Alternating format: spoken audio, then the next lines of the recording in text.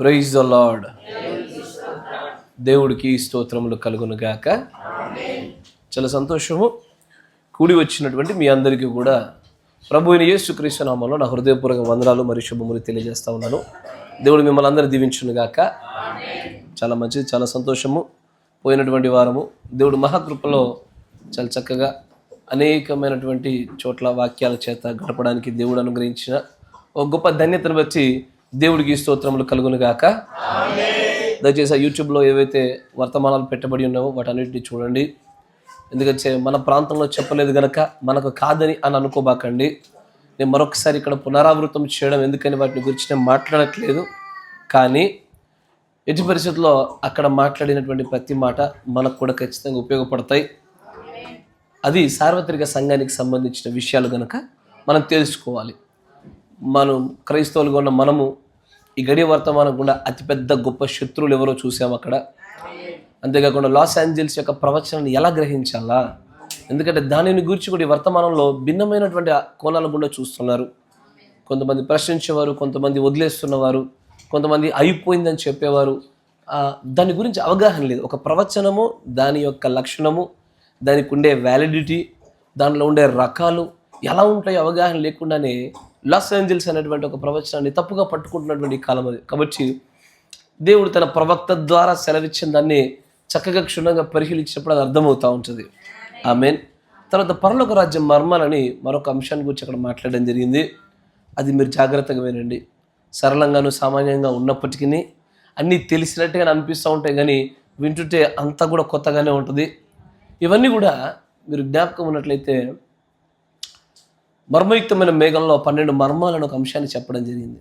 దాంట్లో పరలోక రాజ్యం మర్మాలు అని ఒక లిస్ట్ అవుట్ చేశాం, అవునా?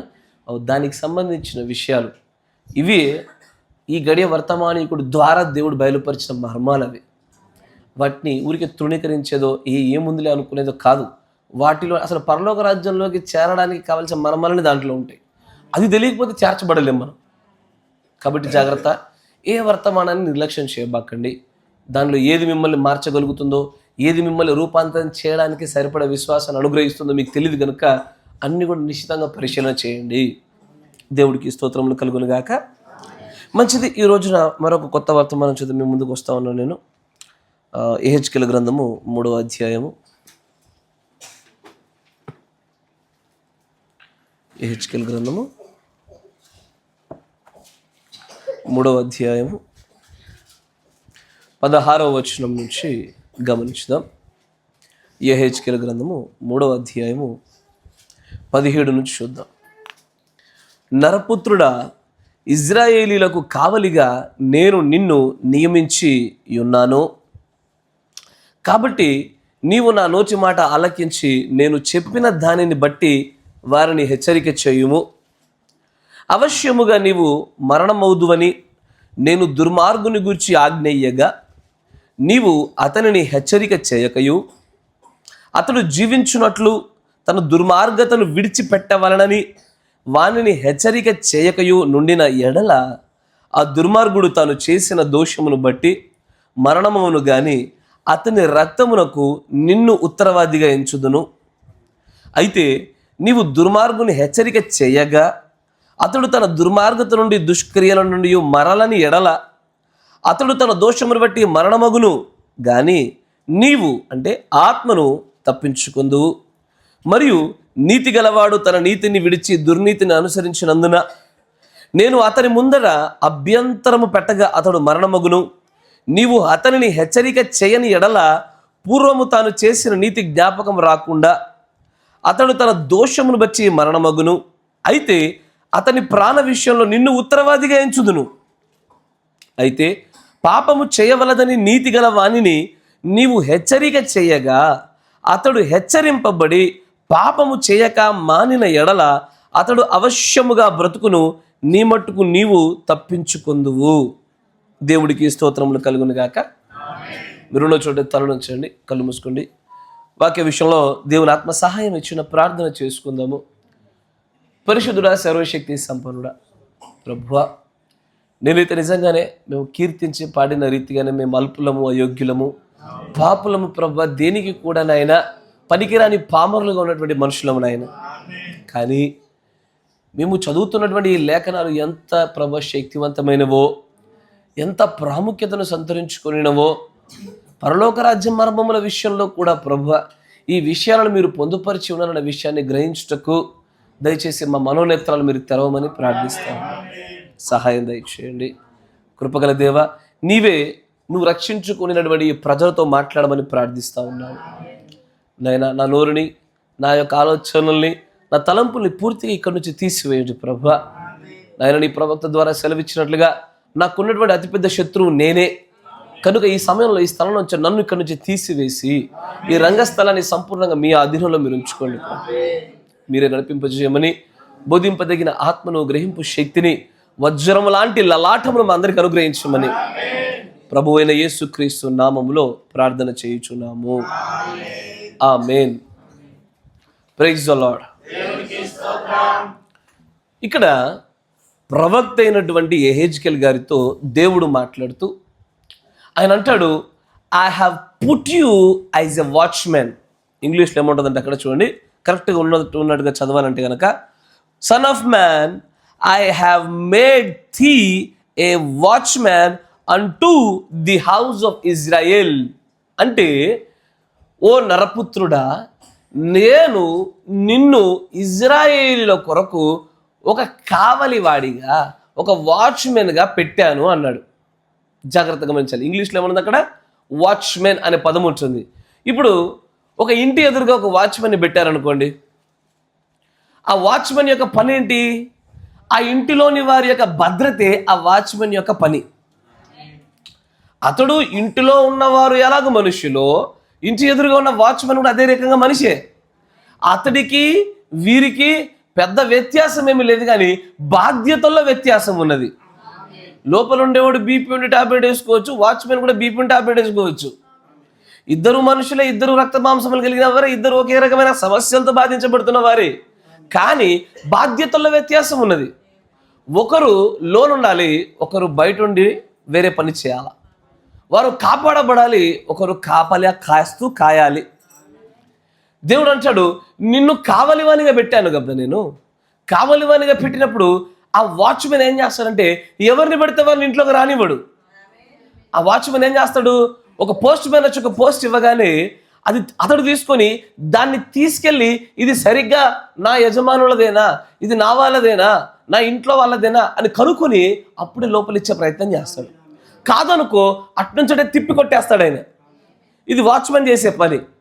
ఏదైనా దుష్ట మృగాలు కానీ, దొంగలు కానీ, ఎవడైనా తాగుబోతులు కానీ, రాత్రి వేళల్లో కానీ, పగటి వేళ కానీ, ఎక్కడైనా సరే దారి తప్పి వచ్చేవాళ్ళు కానీ, ఆ ఇంటిలోని వారిని ఇబ్బంది పెట్టకుండా, కలవర పెట్టకుండా కాపాడడానికి నియమించబడిన వాడే కావలివాడు వాచ్మెన్.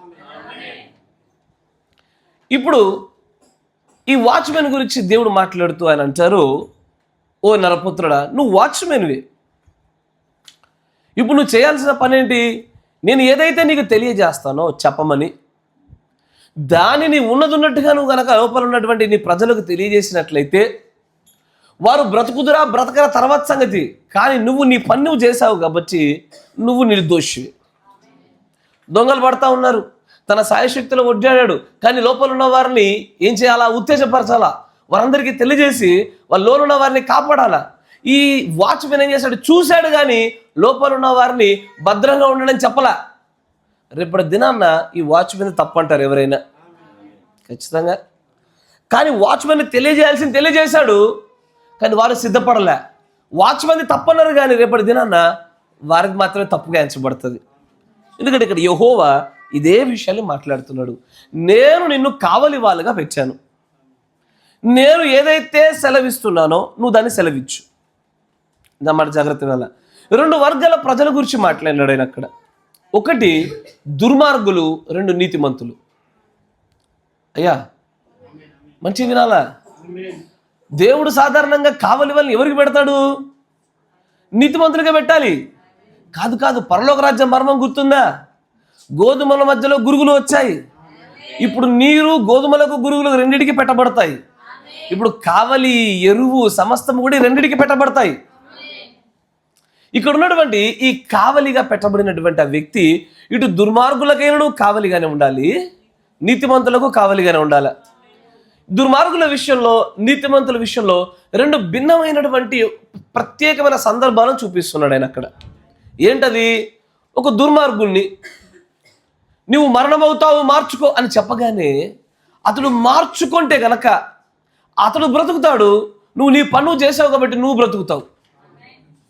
ఒకవేళ అతడు మార్చుకోకపోని కానీ నువ్వు గనక నేను చెప్పిన మాట చెప్పలేదనుకో, నీవైతే దోషిగా ఎంచబడతావు.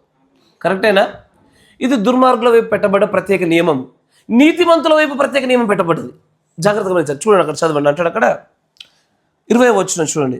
మరియు నీతి గలవాడు తన నీతిని విడిచి దుర్నీతిని అనుసరించినందున నేను అతని ముందర అభ్యంతరం పెట్టగా అతడు మరణమగును అని నీవు అతని హెచ్చరిక చెయ్యని ఎడలా పూర్వము తాను చేసిన నీతి జ్ఞాపకములకు రాకుండా అతడు తన దోషమును బట్టి మరణమవును. కరెక్టేనా? అంటే ఇతడు ఇంతకుముందు ఎన్నో భక్తి కార్యాలు చేసి ఉండొచ్చు, కానీ ఆ నీతి అంతా ఇప్పుడు గుర్తుకు రాదు. ఇక ఎప్పుడు గుర్తుకు రాదు? కావలివాడు గనక హెచ్చరిక చేయకపోతే. లాజిక్ అక్కడే ఉంది. నా మాట వింటున్నారా? కావలివాడు హెచ్చరిక చేయకపోతే అతడు గనక దాని నుంచి మారు మనసు పొందడానికి అవకాశం రాకపోయేది. ఆ మారు మనసు కనుక పొందకపోతే ఇంతకుముందు చేసిన 100,000 నీతి కార్యాలు దేవుడు మర్చిపోయి ఇప్పుడు చేసిన ఈ యొక్క దుష్కార్యమును బట్టి దేవుడు వారి ముందట ఒక అభ్యంతరాన్ని పెడతానన్నాడు ఆయన. తర్వాత వచ్చిన ఇంకో మాట అంటాడు, అయితే పాపము పాపము చేయవలదని నీవు నీతి గలవారిని హెచ్చరిక చేయగా హెచ్చరింపబడి పాపము చేయక మానిన ఎడల అతడు అవశ్యముగా బ్రతుకును.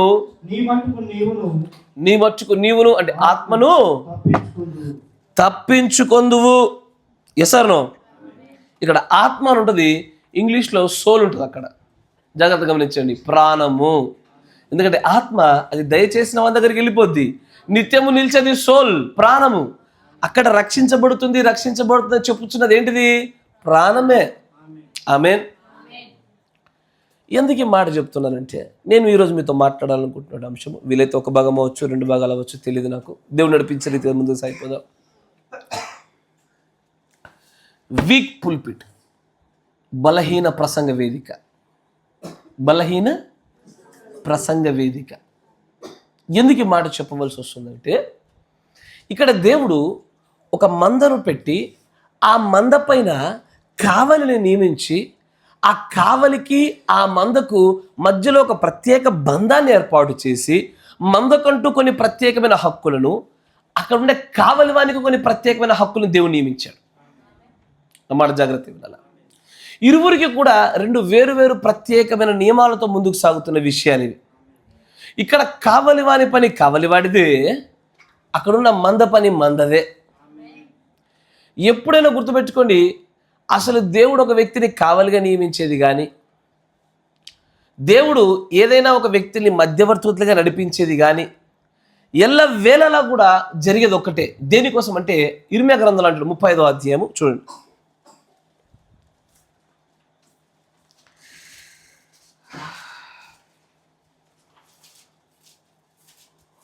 35వ అధ్యాయము 15వ వచనం. మరియు పెందలక్కడ లేచి గమనించాలి. పాత నిబంధనలో మనం ఎప్పుడు కూడా చూస్తుంటే ప్రవక్తలు కనబడతా ఉంటారు కదా. ప్రవక్తలే దేవుడి యొక్క మెసెంజర్స్. కానీ నూతన నిబంధనలో అలా కాదు. నూతన నిబంధనలో మాత్రం ఇక్కడ 5 పరిచారిక వర్గాలకు విభజించబడ్డారు వీళ్ళు. అక్కడ ప్రవక్తలు, ఇక్కడ కేవలము ప్రవక్తలు మాత్రమే కాకుండా మరొక 4 జత చేయబడినారు. ప్రవక్తలు, అపోస్తలులు, కాపరులు, ఉపదేశకులు, సువార్థికులు. అంతేనా? అక్కడ ఒక్క వర్గమే వాడబడేది. దేవుడి దగ్గర నుంచి ఒక సందేశాన్ని అక్కడున్న ప్రజలకు అప్పచెప్పడానికి. ఇప్పుడు నేడైతే ఈ 5 వర్గాలలో నుంచి ఏ వర్గం ఉండాలైనా సరే అప్పచెప్తా ఉంటాడు ఆయన. ఆమేన్. ఇప్పుడు గమనించండి, అక్కడ ఆయన అంటాడు, నేను పెందలక్కడ లేచి నేను ప్రవక్త వెంబడి ప్రవక్తను పంపుతూనే ఉన్నాను మీ వద్దకి. ప్రతి వాడును దుర్మార్గతను విడిచి మీ క్రియలను చక్కపరచుకుని కొనిన ఎడలను అనుసరింపకయు ఉండిన ఎడలను నేను మీకును మీ పితరులకును ఇచ్చిన దేశంలో మీరు నివసించురని నేను ప్రకటించితిని గాని మీరు చెవియొగ్గక నా మాట వినకపోతిరి. నా మాట జాగ్రత్త వినండి. ఒకసారి బైబిల్ మొత్తంలో ఇంతవరకు మీ ఇన్ని సంవత్సరాల యొక్క జీవితం అంతట్లో, భక్తి జీవితంలో ఒకసారి వెనక్కి విన్న విషయాలని రీకాల్ చేయండి, తిప్పుతూ చూడండి. దేవుడు ఒక ప్రవక్తను పంపినప్పుడు 95% మార్చుకో, ఈ అన్య దేవతల విగ్రహాలు మానేయి, లేకపోతే ఈ యొక్క వాక్య విరుద్ధమైన క్రియలు మానేయి అని చెప్పడానికి పంపించాడు ఆయన ఎవ్రీ టైం. కొన్ని సందర్భాల్లో మాత్రమే ఆయన చిత్తాన్ని బయలుపరచడానికి మాత్రమే కొన్ని చోట్ల పంపబడతారు, కానీ మెజారిటీ ఎప్పుడు కూడా మార్చుకోవడానికి పంపుతాడు ఆయన. అసలు కావలి వాళ్ళ యొక్క పనే అది. కావలిగా ఉన్నవాడి యొక్క పని ఏంటి? హెచ్చరిక చేయడం, మార్చుకోమని చెప్పడం, అంతేనా? ఎందుకు ఈ మాట చెప్పాల్సి వస్తుందంటే, నేను తిరిగిన సంఘాల పరిస్థితి కావచ్చు, చూసిన సంఘాల పరిస్థితి కావచ్చు, అనేక చోట్ల ఎలా కనబడుతుందంటే మాటి మాటికి ఒకే ఒక గట్టి ఉక్కుపాదాన్ని పెట్టి స్త్రీలపైన అనగదొక్కుతున్నటువంటి వర్తమానం పైన చాలామందికి ఆ రోజున బ్రహ్మం గారిని ఏ మాట అంటున్నారో ఈ రోజున వర్తమానాన్ని గురించి అదే అంటున్నారు. నేను మొన్న ఈ మధ్యలో వెళ్ళినప్పుడు కూడా ఒక సహోదరి, నాకు ఈ సంఘానికి రావడానికి ఇబ్బంది ఏం లేదండి, కానీ ఇక్కడికి వస్తే చాలు అన్ని తీసేయండి అంటారు, ఎందుకని అని అడిగినారు. వాళ్ళు అడిగిన ప్రశ్న. కానీ అదేదో కాపురులు చెప్తున్నారేమో, సంఘం ఇలాగ సెలవిస్తుందేమో అనుకుంటున్నారు, కానీ అది వాక్యమే సెలవిస్తుంది. వర్తమానం దాన్ని భూతద్దంలో చూపించిన విషయం గమనించలేకపోతున్నారు. నేను చెప్పవలసిన సమాధానం చెప్పాను వారికి ప్రేమపూర్వకంగా. కానీ అక్కడే కాదు, ఎక్కడికి వెళ్ళినా, ఏ చోటకి వెళ్ళినా కూడా అసలు వాక్యము మనల్ని చేరువైంది, వాక్యం మన దగ్గరికి సమీపంగా వస్తున్నది కూడా కేవలం మనల్ని మార్చడానికే. నా మాట వింటున్నారా? దీన్నే మన దగ్గర, మన ప్రాంతీయత, మన సంఘంలో ఏమని పిలుచుకుంటామంటే యాంటీబయాటిక్లు అని పిలుస్తున్నాం మనం, అర్థం కావడం కోసం. ఈ యాంటీబయాటిక్లు ఎక్కువైపోతున్నాయి కాదు నాన్న, అసలు దేవుడి వాక్యం మొత్తం కూడా మార్చడానికే. దేవుడి వాక్యం అన్నాడు కూడా పాపంలో ఉన్న వాటిని ప్రోత్సహించడానికి ఎన్నడూ రాదు. అది పాపిని పరిశుద్ధునిగా మార్చడానికి దేవుడి వాక్యం. ఇప్పుడు నేను బైబిల్లో మీకు కొంతమందిని ఉదాహరణగా చూపిస్తాను. వారు చేసినటువంటి బోధనలు చూడండి.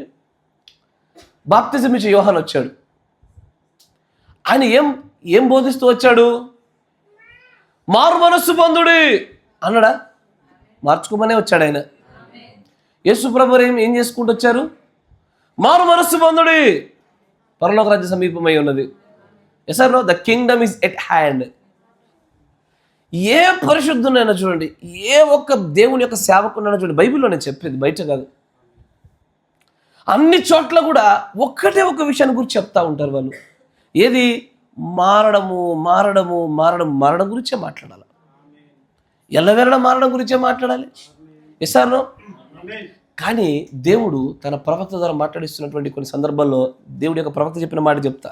ఆయన అంటాడు, there are so many pulpits that are broken today, they are weak. ప్రసంగ వేదికలు ఈ రోజున బద్దలైపోయాయి, బలహీనమైపోయాయి అన్నాడు ఆయన. ప్రసంగ వేదిక బలహీనమైతే ఏం జరుగుతుందో తెలుసా?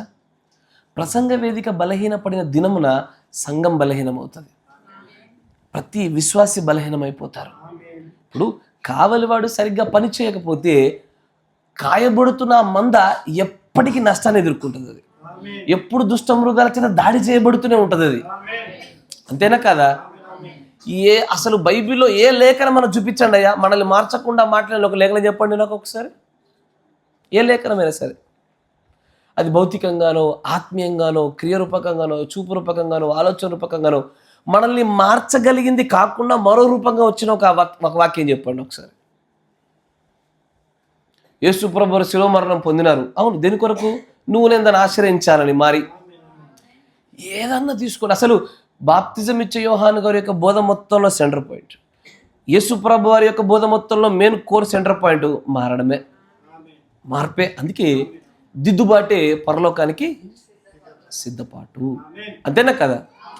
అయితే ప్రసంగ వేదికలు బలహీనమవుతున్నాయని బ్రహ్మం గారు ఎందుకు బలహీనమవుతున్నాయంటే, దేవుడు ఏదైతే కావలి వానికి సెలవిస్తున్నాడో ఈ కావలివాడు ఆ మందకి ఈ విషయాన్ని చెప్పలేకపోతున్నాడు. ఇదే ప్రసంగ వేదిక బలహీనమవడం. దేన్ని బట్టంటే ఆయన దగ్గర ఒక 16 కారణాలు చెప్తాడు.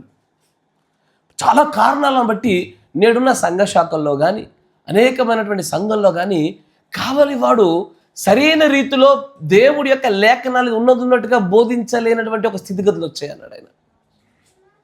దీని గల కారణము అయ్యా వారి పులిపిట్లను, వారి యొక్క ప్రసంగ వేదికలను వారు బలహీనపరచడమే.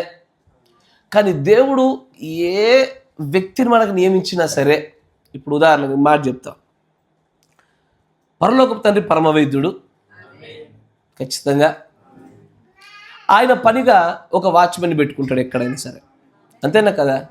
మీరు డాక్టర్ దగ్గరికి ఎప్పుడు వెళ్తారయ్యా?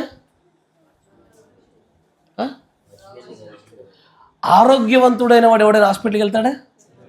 వాక్యం ఏం చెప్తుంది? ఆరోగ్యవంతులు అనబడిన వారికి వైద్యుడు అక్కర్లేదు. కరెక్టేనా? ఎవరైతే ఆరోగ్యంగా లేరో ఆత్మీయతలో, మనం మాట్లాడేది ఆత్మీయంగా మాట్లాడుతున్నాం, ఆత్మీయతలో ఎవరైతే ఆరోగ్యంగా లేరో వారే సంఘాన్ని, క్రైస్తవ్యాన్ని, దేవుని ఆశ్రయించేది. శాస్త్రులు పరిచయాలు ఉన్నారు, తమ్ములు తాము వారు పరిశుద్ధులు పరిపూర్ణులు అనుకున్నారు. మీకోసం రాలేదు అని అన్నాడు ఆయన. మీకు వైద్యుడు అక్కర్లేదని చెప్తున్నాడు ఆయన. ఈ రోజున మనం అందరం కూడా సంఘాన్ని, దేవుణ్ణి, ఈ వర్తమానాన్ని పట్టుకుని దేనికో తెలుసా? ఈ వర్తమానం ద్వారా మనల్ని మనం మార్చుకోవడానికి. ఎసారో ఈ వర్తమానం చేత ఒక రోజున నీవు, నేను, మనం అందరం కూడా తీర్పు తీర్చబడతాము. కానీ ప్రసంగ వేదిక బలహీన పడిపోయినది. రోజున అత్యంత బలమైనటువంటి సంఘాలు పాడవడానికి మొట్టమొదటి మట్టిదే అన్నాడు ఆయన. ఇది సంఘ స్థాయిలో, వ్యక్తిగత స్థాయిలో కాదు. వ్యక్తిగతంగా ఒక్కొక్కరికి ఒక్కొక్క బలహీనత ఉంటుంది, అది వేరే విషయం. కానీ సంఘాలలో దేవుడి పరిశుద్ధాత్మ శక్తి గట్టిగా నిలబడకపోవడానికి గల కారణము మొట్టమొదటిగా ప్రసంగ వేదిక బలహీన పడడమే. ఆమేన్. ఈ ప్రసంగ వేదిక ఎన్నడూ బలహీన పడకుండా ఉండాలి అంటే మాత్రము ఆ కావలివాడు ఎప్పుడు కూడా బలంగా నిలబడగలగాలి. ఆ కావలివాడు తన పని తాను చేస్తూ పోవాలా. కానీ అసలు కావలివాడు చేసేటువంటి పనుల గురించి కొత్త నిబంధనలో పౌలు గారు కొన్ని అద్భుతమైన మాటలు మాట్లాడతాడయ్యా. ఈ వర్తమానం మీకు కొంచెం బోరింగ్గానే ఉంటుంది, కానీ తప్పదు, తెలుసుకోవాలి. పౌలు గారు కొత్త నిబంధనలో కావలివానిగా ఉండువాడికి అతడు చేయవలసిన పని, అతడు ఎదుర్కోబోయేది, అతని అధికారాలు, స్థితిగతులు అన్నింటిని గురించి కూడా కొత్త నిబంధనలో మాట్లాడతాడు. 2 పత్రికలు చాలా సుస్పష్టంగా ఉంటాయి. ఒకటి తిమోతి రాసిన పత్రికలు, తీతుకు రాసిన పత్రికలు. Very simple. ఎందుకంటే ఆయన వారిని ఆయా స్థలాల్లో పాస్టర్లుగా పెట్టాడు కాబట్టి, పాస్టర్లుగా పెట్టాడు కాబట్టి వారు మాత్రమే ఏది చేయాలో ఏది చేయకూడదో చెప్తున్నారు. ఇంతకీ ఈ వర్తమానం మనకెందుకయ్యా అంటే, ఈ తొర్లికొండ సంఘంలో ఈ ప్రసంగ వేదిక ఎప్పుడు బలహీన పడకూడదు. అయితే 2 జరగాల. ఇది ఎప్పుడు బలంగానే ఉండాలా, లేదా దీని వెనకాల ఉన్న వాళ్ళని పంపించేసుకొని బలహీనంగానే చేసుకోవాలా. 2 ఆప్షన్స్ ఉంటాయి. రాజీ పడ్డామా రాజ్యాన్ని స్వతంత్రించుకోలేము, రాజీ పడేవాడికి రాజ్యం రాదు. 2 అయితే బలంగా ఉంచుకోవడము, లేదా బలపరుచుచున్న వారిని పక్కన పెట్టి బలహీనంగా చేసుకోవడం. ఎసారో అందుకే దేవుడు అనేకమైనటువంటి విషయాలు చెప్తా ఉంటాడు. నేను మీకు 5 పరిచారిక వర్గాల్ని ప్రత్యేకంగా వివరించి దాంట్లో ఈ భాగాలు చెప్దాం అనుకున్నాను, కానీ లేదు, నేను కొన్ని చోట్ల వాళ్ళు మాట్లాడిన మాటలు నాకు వినబడుతుంటే ఆశ్చర్యం కలిగింది. అక్కడ ఉన్నటువంటి కాపరులు బలంగా విశ్వాసులతో మాట్లాడలేని విషయాలు ఏర్పడ్డాయి. విశ్వాసులకు కూడా భయపడుతున్నారు పాస్టర్లు. అసలు కావలివాడిగా పై విచారణకర్తగా పెట్టబడిన వానికి మీరు భయముతో లోబడి ఉండని విశ్వాసులకు చెప్తుంటే, కాపరే విశ్వాసులకు భయపడే పరిస్థితి సంఘాలకు వచ్చేసింది. వాస్తవం ఇది. అది అత్యంత భయంకరమైనటువంటి పరిస్థితులు ఈ రోజున. కాదు అట్లా ఉండదు. విశ్వాస అయినా కాపరైనా వారికంటూ నియమించబడిన లేఖనాన్ని ప్రతి ఒక్కరూ పాటించాల్సిందే. ప్రతి ఒక్కరూ. కాపరని విశ్వాసాన్ని ఎవరికి తేడా ఉండదు. వాక్యం దగ్గర అందరూ సమానులే. ఎవరికి నియమించబడిన బాధ్యతల చేత వారందరూ తీర్పు తీర్చబడతారు, ప్రతి ఒక్కరూ. అత్యంత బాధాకరమైన విషయం ఏంటంటే అయ్యా, బోధించేవాడికి స్ట్రిక్టర్ జడ్జిమెంట్ అంటాడు. అంటే మరింత నిశితంగా దేవుడు తీర్పు తీరుస్తాడు. వినేవారి కన్నా బోధించే వాళ్ళకు కొంచెం బలమైన శిక్ష ఉంటుంది. ఎందుకంటే నువ్వు చెప్పావుగా చేసావా అని అడుగుతారు వాళ్ళని.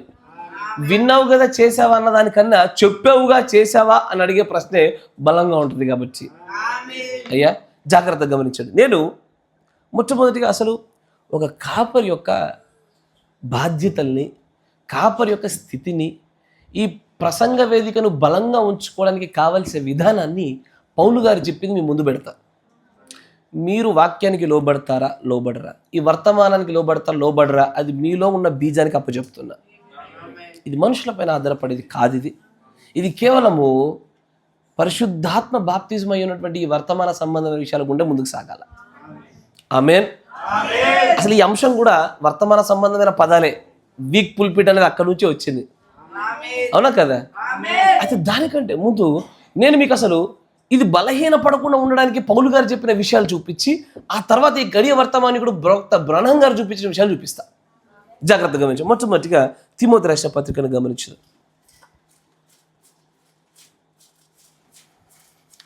2 తిమోతి 4వ అధ్యాయం నుంచి గమనిస్తాం. చాలా విషయాలు ఉన్నాయి. నేను కొంచెం నెమ్మదిగా వెళ్తాను. స్టడీ లాగే ఉంటుంది ఇది. ఓపిక నాతో పాటు కలిసి ప్రయాణం చేయండి. 2 తిమోతి 4వ అధ్యాయము 1వ వచనం నుంచి చదువు. దేవుని ఎదుటను సజీవులకును మృతులకును క్రీస్తు యేసు ఎదుటను ఆయన ప్రత్యక్షత తోడు ఆయన రాజ్యము తోడు నీవు ఆనబెట్టి చెప్పునదేమనగా ఏమనగా వాక్యమును ప్రకటించుము. గమనించండి, ఈ తిమోతి రాసిన పత్రిక ఇది ఎవరికి రాశారో తెలుసు కదా అయ్యా. బైబిల్లో ఉన్న ప్రతి లేఖనం నాది అని అనుకోవడానికి వీల్లేదు. కొన్ని వివాహితులైన స్త్రీలకు ఉంటాయి, కొన్ని విధవరాలుగా ఉన్న స్త్రీలకు ఉన్నాయి, కొన్ని కన్యకలుగా ఉన్న స్త్రీలకు ఉన్నాయి, కొన్ని కాపర్లకు ఉన్నాయి, కొన్ని విశ్వాసులకు ఉన్నాయి. అన్ని నావే అనుకొని ఎత్తి వేసుకోవడం కుదరదు, అంతేనా? ఇప్పుడు వాటన్నిటి గురించి మాట్లాడతాడు ఆయన. బైబిల్లో ప్రతి లేఖనం నీది కాదు, నీ లేఖనం ఏదో దాన్ని గుర్తుపట్టగలగాల. ప్రతి లేఖనం నీది అవ్వదు. అది ఎవరికి రాశారు, దేని గురించి రాశారు, అది వారికి సంబంధించింది. మీరు చదువుతున్నదంతా కూడా ఈ రోజున ఏ కోణం కూడా చూస్తారు తెలుసా? ఓ ఇట్లాగా పాస్టర్ ఉండాలా, ఇదా వాక్యానుసారమైన సంఘంలో పాస్టర్ ఉండే విధానము, అచ్చా మేము కోరుకునే పాస్టర్ ఇలాగ నడుచుకోవాలా అన్న విషయాల్ని ఈ క్రమంలో గమనించగలగాల. 2వ వచనం చూడండి. వాక్యమును ప్రకటించుము సమయమునందును. ఎవరికిది? ఎగ్జాక్ట్లీ, మర్చిపోద్దు.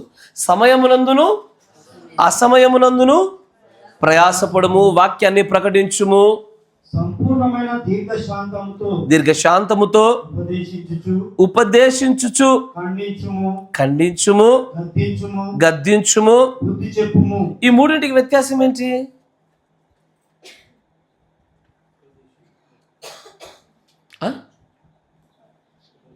మూడొకటేనా? కాదు కాదు కాదు. నేను ఎందుకు మాట జాగ్రత్తగా వినండి. అయ్యో, మీరు పరలోక రాజ్యం రావాలంటే ఈ వాక్యాలు నేర్చుకోవాల్సిందే. There is no other way. ఈ 3 విషయాలు తెలుసుకోగలగాల. ఖండించడం వేరు, గద్దించడం వేరు, బుద్ధి చెప్పడం వేరు. ఇప్పుడు మరిగో ఆడు పీటర్ పాల్ గారు తలకే కిందికి నిద్రపోతున్నాడు. నేను అన్నాను, నిద్రపోకో, తప్పది. ఏం చేశా? వాడు చేసిన దాన్ని తప్పు చేశా, తప్పుగాని ఖండిస్తున్నా. గద్దింపు ఉంటుంది, గద్దింపు వేరు. గద్దింపు కాపర్లకు ఏం చెప్తాడంటే వృద్ధులైన వారి విషయంలో గద్దించొద్దని రాస్తాడు. ఇది వేరు విషయం. గద్దింపు అనేటువంటిది ఎవరికంటే కేవలం వయస్సులో ముసలివారిగా ఉన్న వారిని మాత్రమే గద్దించొద్దు.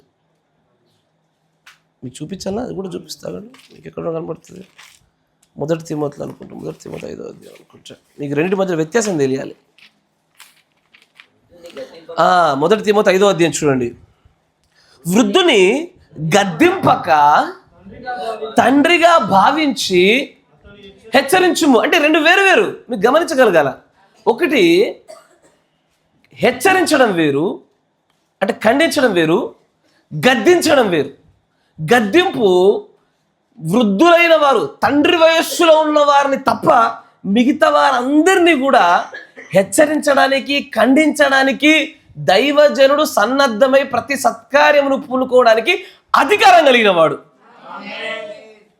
ఈ అధికారము దేవుడే తన ప్రజలకు ఇచ్చేది. ఎసారో మూడు వేరు వేరు విషయాలు. ఒకటి ఖండించడము, గద్దించడము, బుద్ధి చెప్పడం. బుద్ధి చెప్పడం అంటే ఏంటంటే, బుద్ధి అంటే వివేచన అప్పచెప్పాల. ఎందుకు ఇది తప్పు, ఎందుకు ఇది తప్పు కాదు, ఎందుకు ఇలాగూ చేయకూడదు, ఎందుకు అలాగూ చేయాలి అని బుద్ధిని అప్పచెప్పడం. అది అంటే ఊరికే ఖండిస్తే సరిపోదుగా. ఖండించిన దాంట్లో ఎందుకు ఇది తప్పుగా ఎంచబడింది, ఎందుకు తప్పుగా ఎంచబడట్లేదు అనే విషయాలను, దాని వెనకాల వివేచన జ్ఞానాన్ని బుద్ధి రూపాలు అప్పచెప్పాల. దాన్నే బుద్ధి అంటారు. కానీ ఖండించడానికి, ఖచ్చితంగా గద్దించడానికి, బుద్ధి చెప్పడానికి కాపరికి దేవుడు లేఖనాల ప్రకారం ఇచ్చిన అధికారం ఇది. ఇవి జరగాల్సిందే. ఎందుకయ్యా అంటే, ఇది లేని ఎడల ప్రసంగ వేదిక బలహీనమే.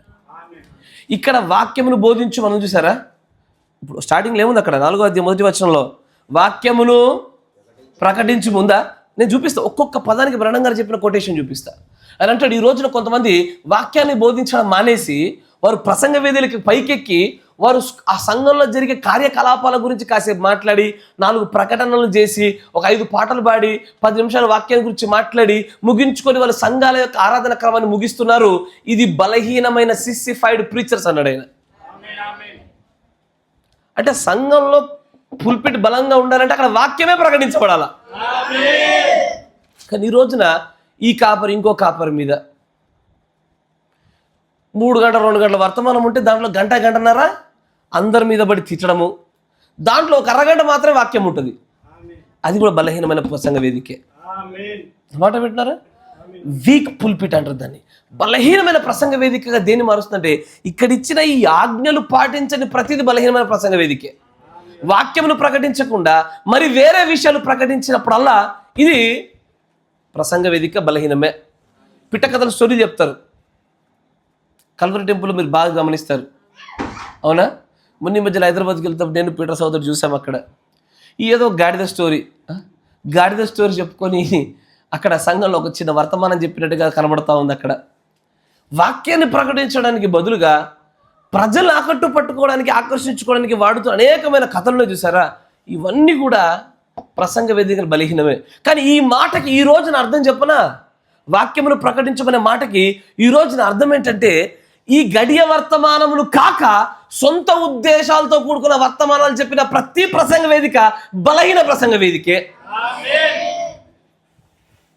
దేవుడు తన ప్రవక్త ఏమంటాడంటే, preach say what tapes are saying.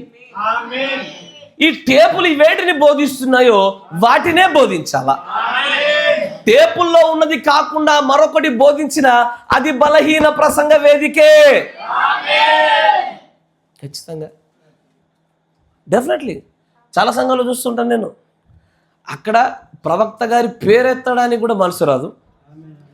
ఈ వర్తమానంలో అత్యంత ప్రాముఖ్యమైనటువంటి అతి గొప్ప ప్రత్యక్షత మేఘాన్ని కూడా నమ్మరు. నమ్మట వింటారా? వీటన్నిటికీ ఏం చెప్పగలుగుతామని అంటే, నేను అందుకే అన్నా ఇది చాలా పెద్ద వర్తమానం. ఒక మెసేజ్లో ఫినిష్ కాదు ఇది. ప్రసంగ వేదిక బలహీనంగా ఎవరు చేశారు? కాపరే చేసేది. ఈ ప్రసంగ వేదికను బలహీన పరిచేది కాపరే, దాని వెనక నిలబడ్డవాడే. ఎదురుపాట్లు, అభ్యంతరాలు రాకుండా మానవయ్య ప్రతి సంఘంలో ఉంటాయి, 100% ఉంటాయి. కానీ నిలబడగలిగే వాక్యం కోసం రోషంతో ఈ ప్రసంగ వేదికను బలంగా మార్చగలిగేది ఎవడంటే, దీని వెనకాల నిలబడిన దైవజనుడే. ఎదుటివారికి వర్తమానము అర్థమైనా అర్థం కాకపోయినా, వారికి నచ్చినా నచ్చకపోయినా అతడు ప్రకటించాల్సింది టేపులు బోధించిందే ప్రకటించాలా. అయ్యా మాకు అర్థం కావట్లేదయ్యా, అయినా టేపులు బోధించిందే ప్రకటించాలా. వాళ్ళకి అర్థమయ్యే సులభమైన భాషలో చెప్పుకోవాల్సిందే, కానీ చేపలు బోధించిందే ప్రకటించాలా. కరెక్టేనా? వాక్యమును ప్రకటించుము. ఇది ఆజ్ఞ, కాపరికి ఖచ్చితమైన ఆజ్ఞ. ఇది జరగలేదా? వాక్యానికి బదులు అనేకమైనవి జరుగుతాయి, వివిధ రకాల కార్యక్రమాలు జరుగుతాయి. వీటన్నిటి విషయంలో కూడా దేవుడు తన ప్రవక్త ద్వారా అంటాడు. ముందు చూపిస్తాను, చాలా కొటేషన్స్ ఉన్నాయి అలా. వీటన్నిటి ఏదైతే ఇప్పుడు బైబిల్లో చూపిస్తాను ఇవన్నీ మీకు వర్తమానంలో చూపిస్తా అని అంటాడు. Preachers, sissified preachers are making this pulpit weak అంటాడు ఆయన. ఆడంగితనం కలిగినటువంటి దైవజనులు ఈ రోజున ఈ యొక్క ప్రసంగ వేదికను బలహీనం చేశారు అన్నాడు ఆయన. తర్వాత ఇంకోటి ఏంటది? సంపూర్ణమైన దీర్ఘశాంతముతో ఉపదేశించుచు, ఖండించుచు, గద్దించుచు బుద్ధి చెప్పుము. అయ్యా, బుద్ధి చెప్పడము ఉండాలి, ఖండించడము ఉండాలి, గద్దించడం కూడా ఉండి తీరాల్సిందే. అంతేనా? కానీ ఇక్కడ కొన్ని లేఖనాల పట్ల మనకు స్పష్టత రావాలి. లేదా కొన్ని లేఖనాల పట్ల స్పష్టత రావాలి. అయ్యా, ఈ బుద్ధి చెప్పడానికి, ఖండించడానికి, గద్దించడానికి విశ్వాసికి, కాపరికి సమానమైనటువంటి హక్కులు లేవు. మీరు గుర్తుపట్టాలా? వీరిరువురికి సమానమైన హక్కులు ఉండవు. దీన్నే దేవుడు ఎక్కడ చెప్తారంటే మత్తయి సువార్తలో అంటారు. చూడండి ఒకసారి, సహోదరుల మధ్యలో జరుగుతున్నటువంటి తప్పిదాల గురించి మాట్లాడుతూ మత్తయి సువార్త 18వ అధ్యాయం చూడండి,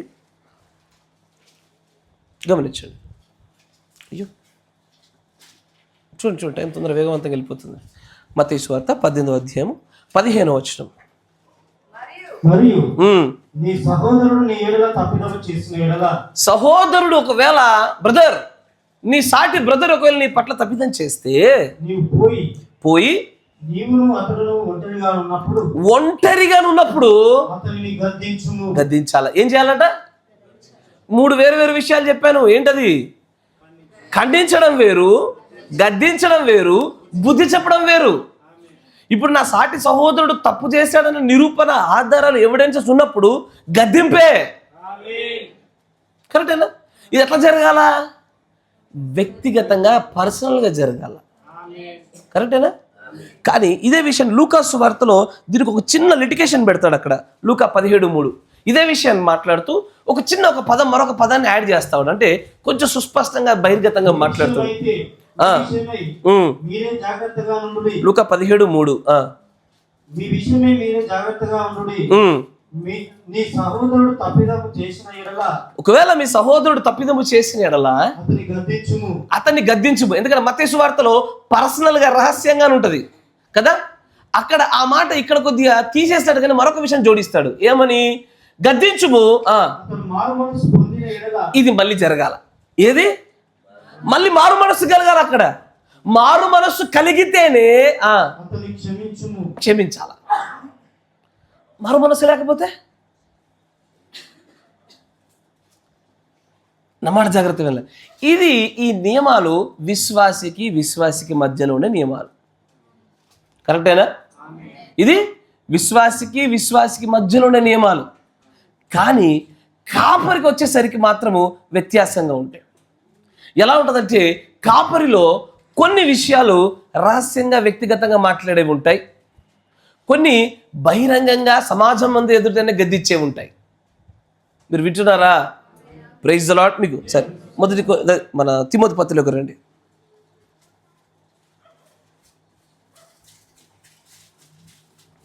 మొదటి తిమోతి 5వ అధ్యాయము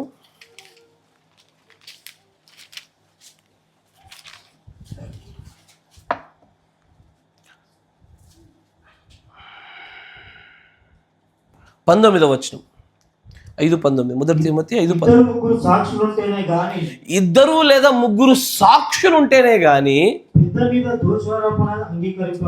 దోషము మోపడానికి కూడా అంగీకరించడానికి వీల్లేదు వాక్య ప్రకారంగా. తర్వాత లేదు, 20వ వచనము. ఇతరులు భయపడు నిమిత్తము అందరి ఎదుట ఖండించుమా, బుద్ధి చెప్పుమా, గద్దించుమా. 3 వేరు విషయాల్లో ఇది ప్రధానమైనది, అన్నిటికంటే చాలా బలమైనది. ఇప్పుడు నేను మీకు బైబిల్ ఉదాహరణలు చూపిస్తాను.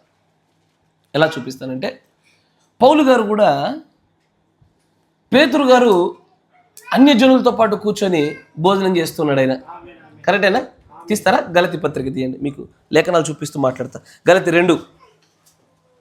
గలతీ పత్రిక 2వ అధ్యాయం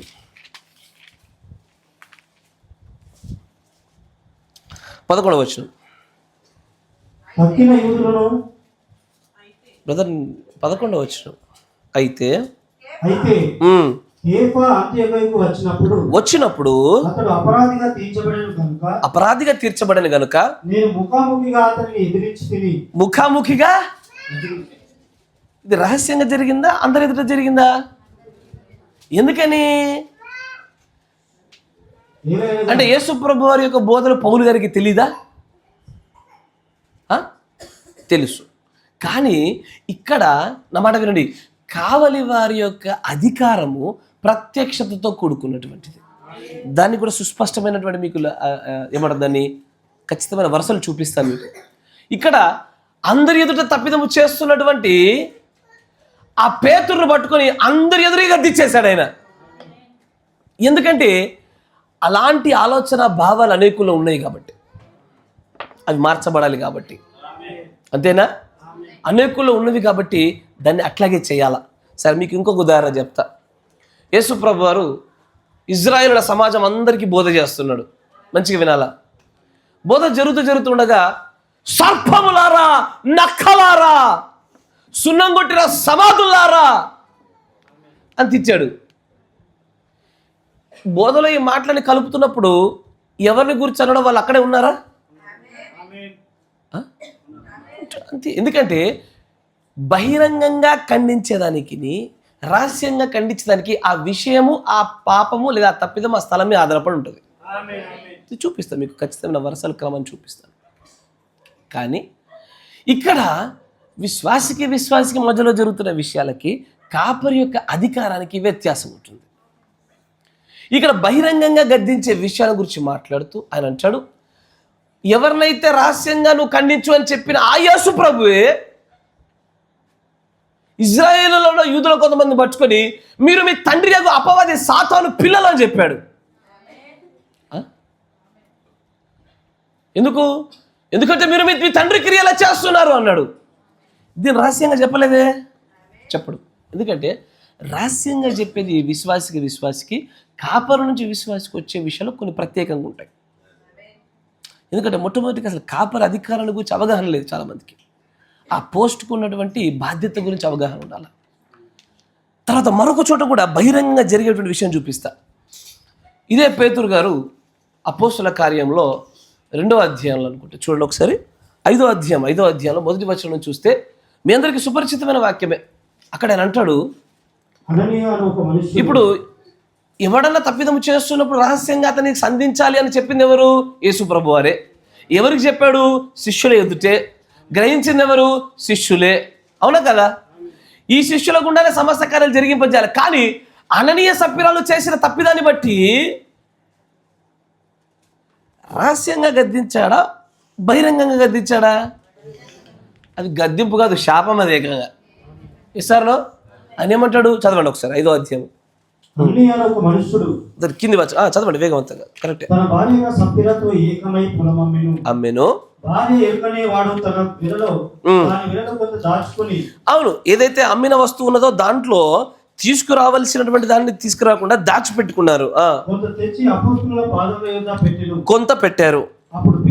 అప్పుడు పేతురు అన్నాడు, అననీయా,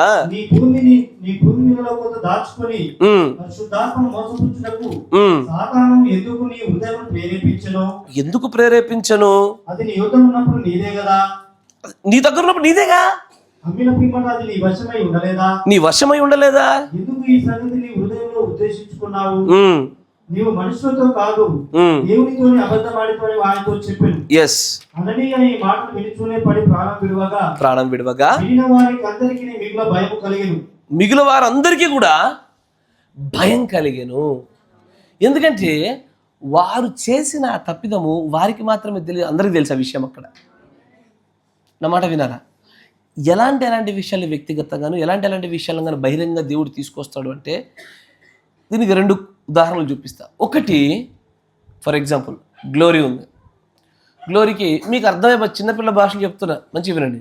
గ్లోరీ ఉంది, గ్లోరీకి బల్పాలు తినడం అలవాటు. అది ఆమెకి తప్ప ఇంకెవరికి తెలీదు, మీలో ఎవ్వరికి తెలీదు, నాకు మాత్రమే తెలిసింది. ఏంటది? నాకు ఒక్కడికే తెలిసింది. ఇప్పుడు నాకు ఆమెకు మాత్రమే తెలుసు.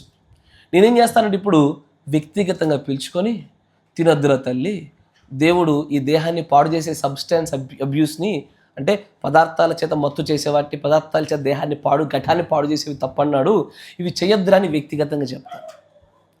ఇదే విషయాన్ని ఒకవేళ ఈ అమ్మగారు తన దగ్గర ఉండే బలపాలు తిని ఆ చెడ్డ అలవాటు తన దగ్గర ఉంచుకోకుండా ఏం చేసింది? ఇప్పుడు చుట్టూ ఉండే పిల్లకాయలందరికీ ఇవ్వడం మొదలుపెట్టింది.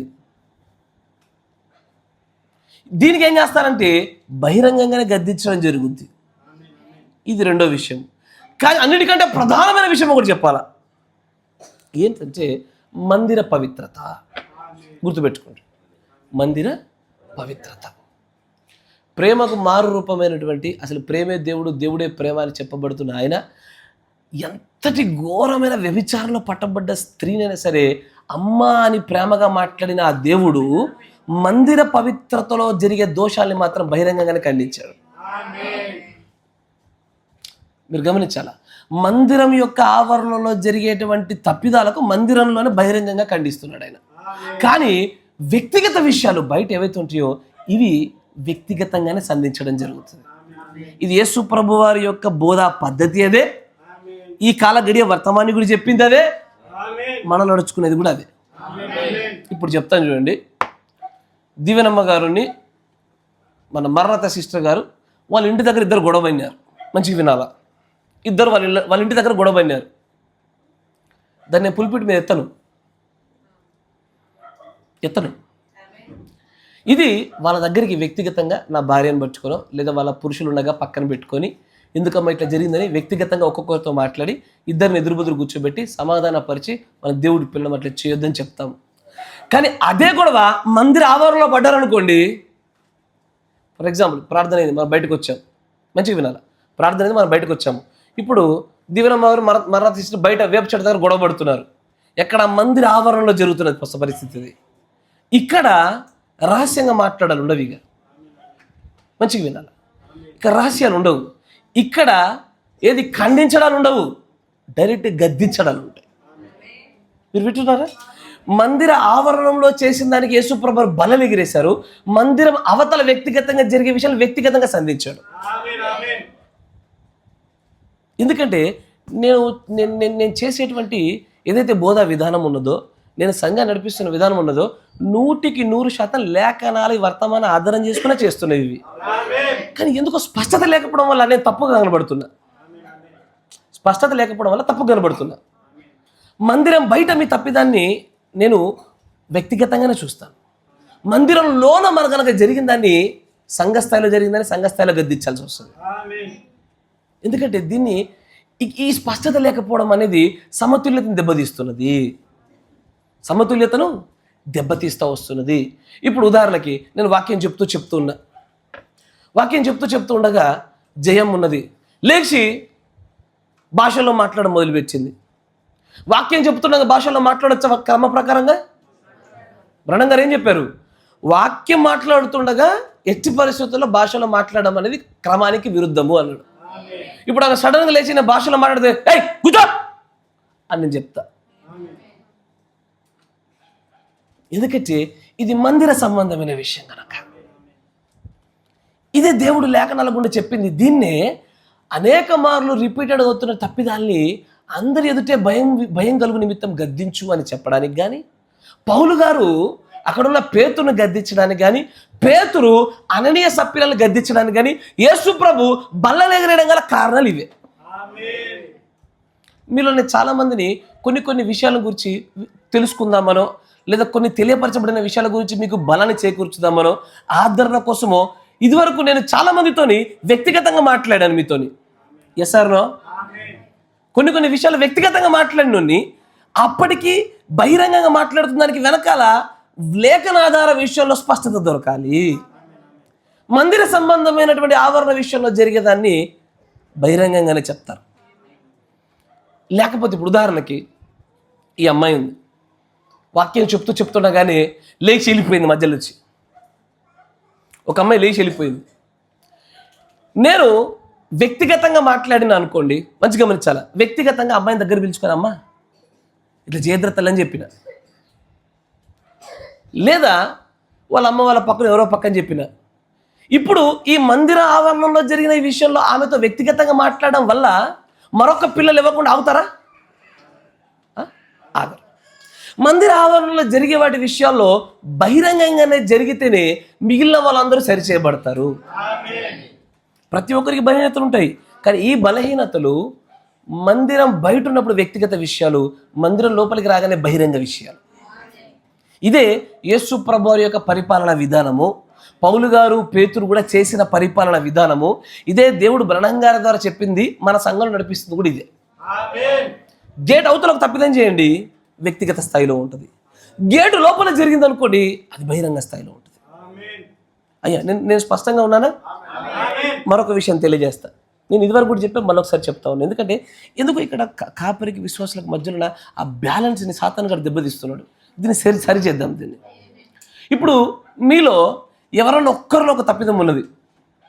ఇప్పుడు ఎవరు, మన గ్లోరీ, ఈమెకు విపరీతమైన కూల్ డ్రింక్స్ తాగే అలవాటు ఉంది. ఆమె ఒక్కతే, ఇంకెవరికి లేదు. దాన్ని నేను ఎన్నటికీ పులిపిట్ మీద తీయను. నా మాట విన్నారా?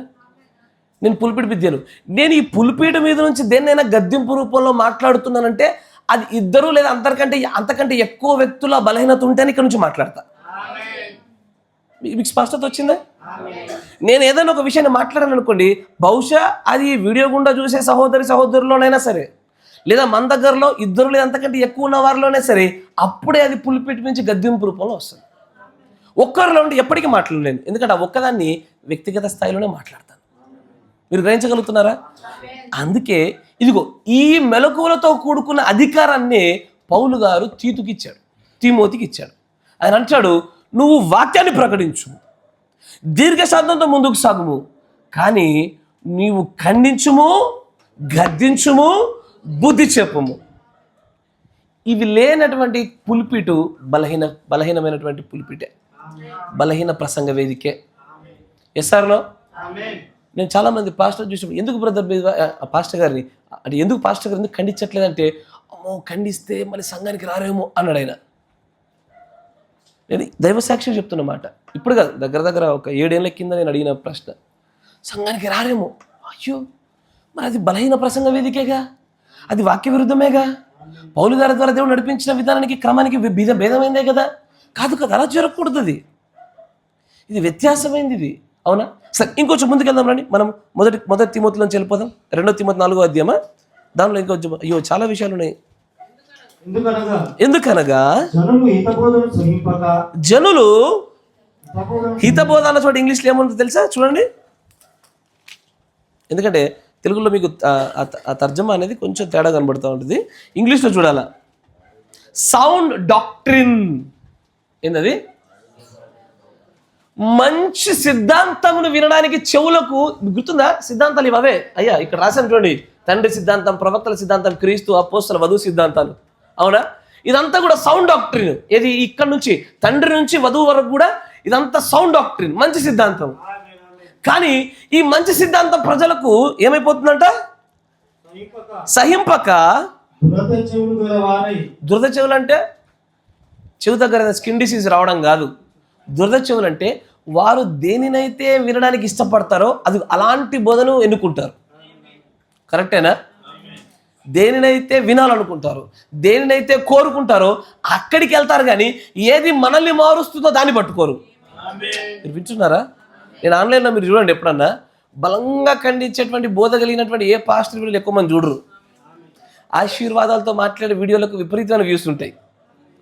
మనకి ఆనందాన్ని కలిగించే బోధలు మనం పట్టుకుంటాం, కానీ మనల్ని మార్చే బోధలు మనం పట్టుకోమంటున్నాడు ఆయన.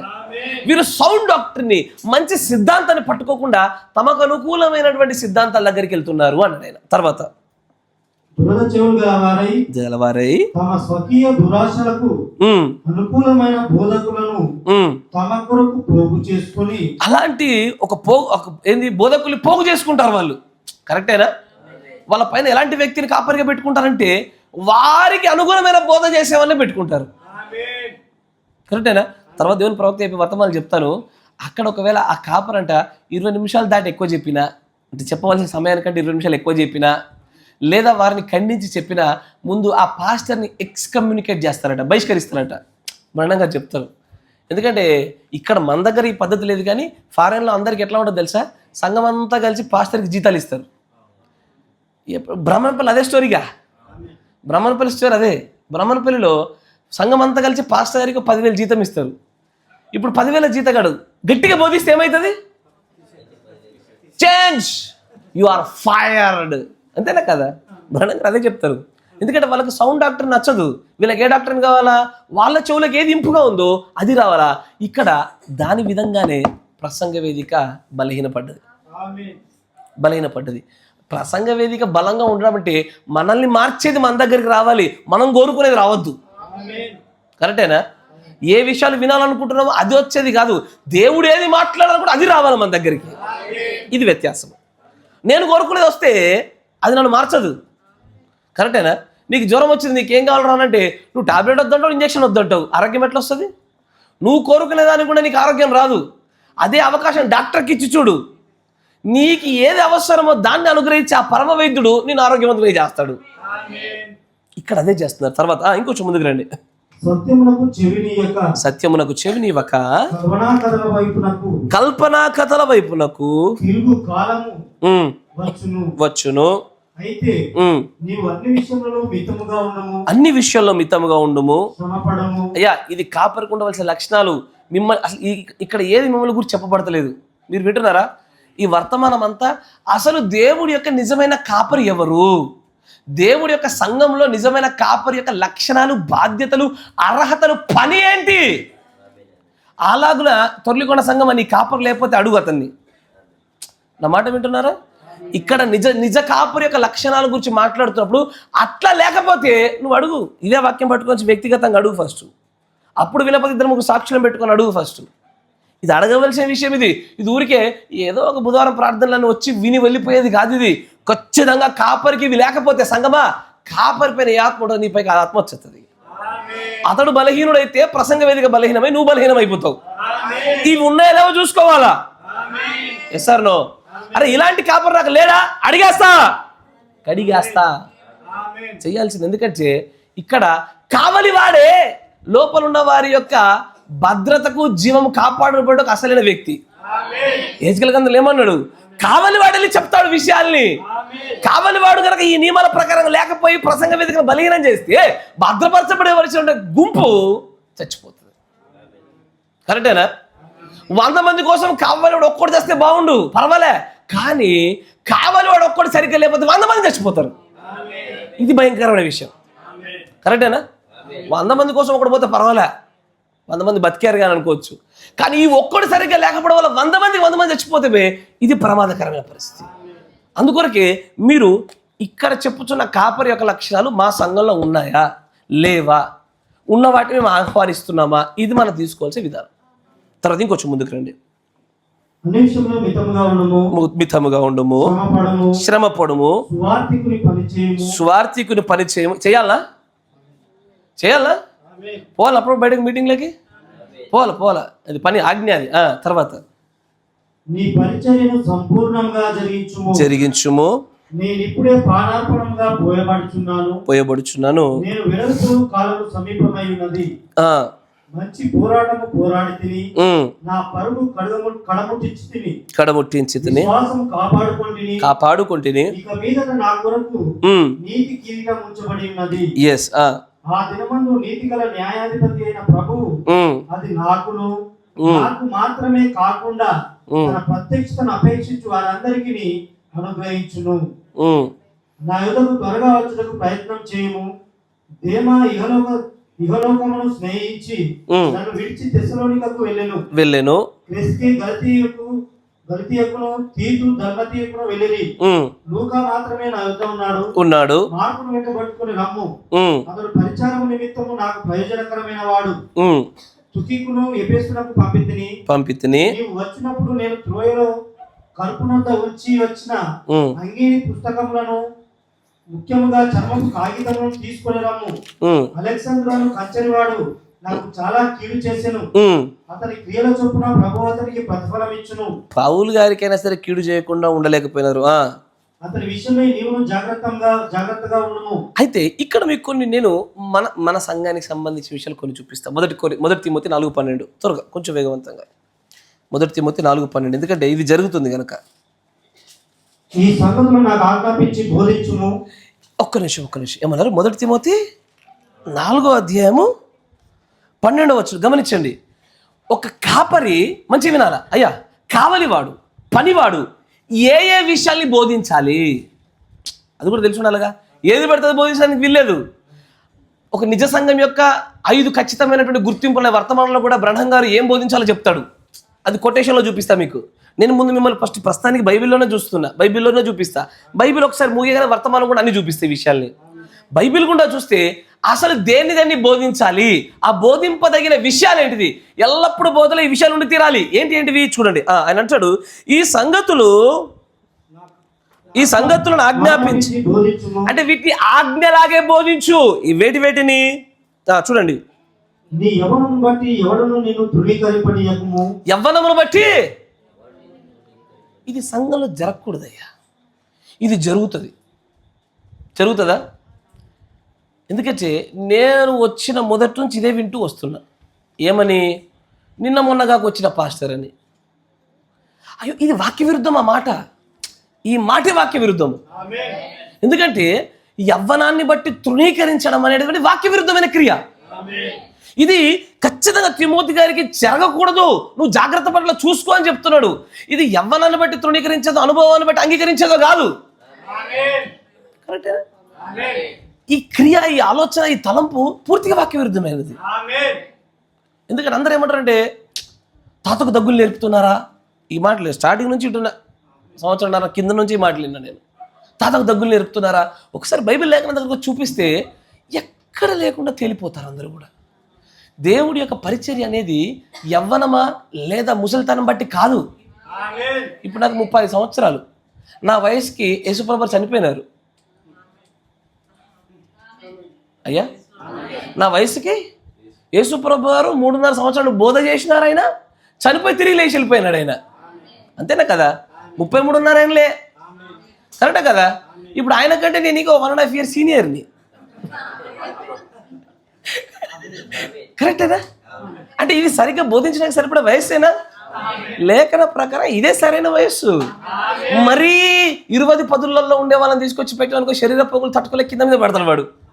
అంటే అందరూ అట్లా ఉంటారని చెప్పను. ఎక్కువ పొంగులు ఉండే అవకాశం ఆ ఏజ్లో ఎక్కువ ఉంటుంది. కరెక్టా కదా? 30+ అనేది మోస్ట్ సూటబుల్ టైం యేసు ప్రభు వారి యొక్క పిలువబడిన మాదిరి జీవితాన్ని చూసినప్పుడు. 30 అనేది అద్భుతమైన. అందుకని అప్పటికే పెళ్ళి అయిపోద్ది. లైట్గా బట్ట, లైట్గా పొట్ట, అంతేనా కదా? లైట్గా బట్ట, లైట్గా పొట్ట వచ్చేసి నెమ్మదిగా ఈ లోక విషయంలో అన్ని విషయాల్లో పూర్తిగా చనిపోయి భార్య అంటే ఏంటిది అంటే విశ్వాసులకు కుటుంబాలను కట్టాలంటే ముందు తనకంటూ ఒక భార్య, పిల్లలు ఉండే ఒక కుటుంబం ఉండాలా కదా? వారితో కూడా చక్కగా కట్టబడుతూ ఉండాలా. అతడు అన్ని విషయాలలో అనుభవశీలై ఉండాలా. అంతేనా కదా? బహుశా నేను కాపరిగా ఈ బైబిల్ పట్టుకొని 2 సంవత్సరాలు అవుతుందేమో కానీ విశ్వాసిగా 18 ఏళ్ళు అవుతుంది. కరెక్టేనా? అసలు కదా? కాపరిగా బైబిల్ పట్టుకొని 2 సంవత్సరాలే కావచ్చు. కానీ అద్భుతమైన విషయం ఏంటంటే 18 ఏళ్ళు విశ్వాసిగా పట్టిన దానికంటే ఈ 2 ఏళ్ళలో కాపరిగా పట్టినప్పుడు వచ్చిన ప్రత్యక్షతలే లెక్కలేనని ప్రత్యక్షతలు. అదంతా కూడా దేవుడు అభిషేకం యొక్క గొప్పతనమే. మనుషులకు కలగదు కానీ ఇది ఖచ్చితంగా జరుగుతుందని తెలుసు కాబట్టి పౌలు గారు అంటున్నారు, నీ యవ్వనాన్ని బట్టి నేను తృణీకరిస్తారు అంటున్నాడు ఆయన. కరెక్టా కదా? నాకన్నా నా పక్కన ఇంకో పాస్టర్ గారు వచ్చి 12 ముసలాన్ని కూడా చెప్తుంటే ఆయనకు దండాలు పెడతారు. కరెక్టా? ఇక్కడ హెచ్చు తగ్గుల గురించి కాదు, మనుషుల యొక్క ఆలోచన విధానం వాక్యం మీద ప్రత్యక్షం మీద లేదు. వారు యవ్వనాన్ని బట్టి అనుభవాన్ని బట్టి చూస్తున్నారు. ఇది వాక్య విరుద్ధం అని అంటాడు. నీ యవ్వనమును బట్టి నిన్ను తృణీకరింపనివ్వకుండా చూసుకో. ఇది జరిగిందనుకో ఏమవుతుందో తెలుసా అయ్యా? ఒకళ్ళు యవ్వనాన్ని బట్టి తృణీకరించడం జరిగితే ఏమవుతుందో తెలుసా? నాకంటే వయసులో పెద్దోళ్ళు ఎవరు కూడా నా మాటలు వినరు. ఇక నేను చెప్పే వాక్య విషయాలకు దాని వెనకాల వెయిటేజ్ ఉండదు. అవునా? మాకేంది చెప్పేది, నిన్న మొన్నగా వచ్చాడని అనిపిస్తుంది. ఎప్పుడు యవ్వనాన్ని బట్టి తృణీకరించే సమయము, అలాంటి కోణం ఉన్నప్పుడు అది వాక్య విరుద్ధమైన కోణము. కాదు కాదు, తప్పు. తర్వాత చూడండి అంటాడు, నీ యవ్వనమును బట్టి ఎవడూ నిన్ను తృణీకరింపనీయకము గాని మాటలోను మాటలోను ప్రవర్తనలోను ప్రేమలోను విశ్వాసములోను పవిత్రతలోను విశ్వాసములకు మాదిరిగా ఉండము. ఎట్లా ఉండాలా మాదిరి? క్రీస్తులాగే ఉండాలా. కరెక్టేనా? క్రీస్తులాగే ఉండాలా. క్రీస్తు ఎలాగ నడిచానో అలాగే నడవాలి. క్రీస్తు ఎలా బోధించానో అలాగే బోధించాలి. క్రీస్తు ఏ సందర్భంలో ఖండించానో అదే సందర్భంలో ఖండించాలి. క్రీస్తు ఎలాగో తన మంద కోసం ప్రాణం పెట్టడానికి ముందు కోసం అలాగే రావాలి. మాదిరి అంటే అది. కరెక్టేనా? క్రీస్తులా మాదిరిగా నివసించాల. తర్వాత నేను వచ్చు వరకు ఇప్పుడు చెప్తాడు చూడండి. చదువుటయందును. దేంట్లో కాపరి దేంట్లో ఉండాలి? ఎక్కువగా చదువుట్లో ఉండాలా, తిరుగుట్లో ఉండొద్దు. అయ్యా విచ్చుడారా? కాపరి చదువుటలో బిజీ ఉండాలి. అతడు చదవకపోతే మీకేం చెప్తాడు ఆయన? ఎస్ఆర్లో అప్పుడంటే ధర్మశాస్త్రం ఉంది. ఇప్పుడు ధర్మశాస్త్రాన్ని వివరించడానికి వచ్చిన పలకబడిన వాక్యం 1200 వర్తమానం ఉన్నాయి. చదవడానికి దినమెల్ల చదివిన టైం సరిపోతలేదు. ఇంకా ఇంకా ఒకసారి చదివిన వర్తమానం ఇంకోసారి చదువుతుంటే కొత్త కనబడుతుంది. అది చదువుట యందును హెచ్చరించుటయందును. దేంట్లో అబ్బా? తర్వాత బోధించుటయందును జాగ్రత్తగా ఉండము. జాగ్రత్తగా ఉండాలా. తర్వాత పితరులు హస్తనిక్షేపణము చేయగా ప్రవచన మూలమున నీకు అనుగ్రహింపబడి. చాలు, ఐదో అధ్యాయం దగ్గర తర్వాత రండి. 16వ వచనం, దాంట్లో 16వ వచనం చాలా ఇంపార్టెంట్ మ్యాటర్ ఉంటుంది చూడండి. నిన్ను గూర్చి నీ బోధన గూర్చి. ఎందుకు ఇద్దరి గురించి జాగ్రత్త కలిగి ఉండాలా?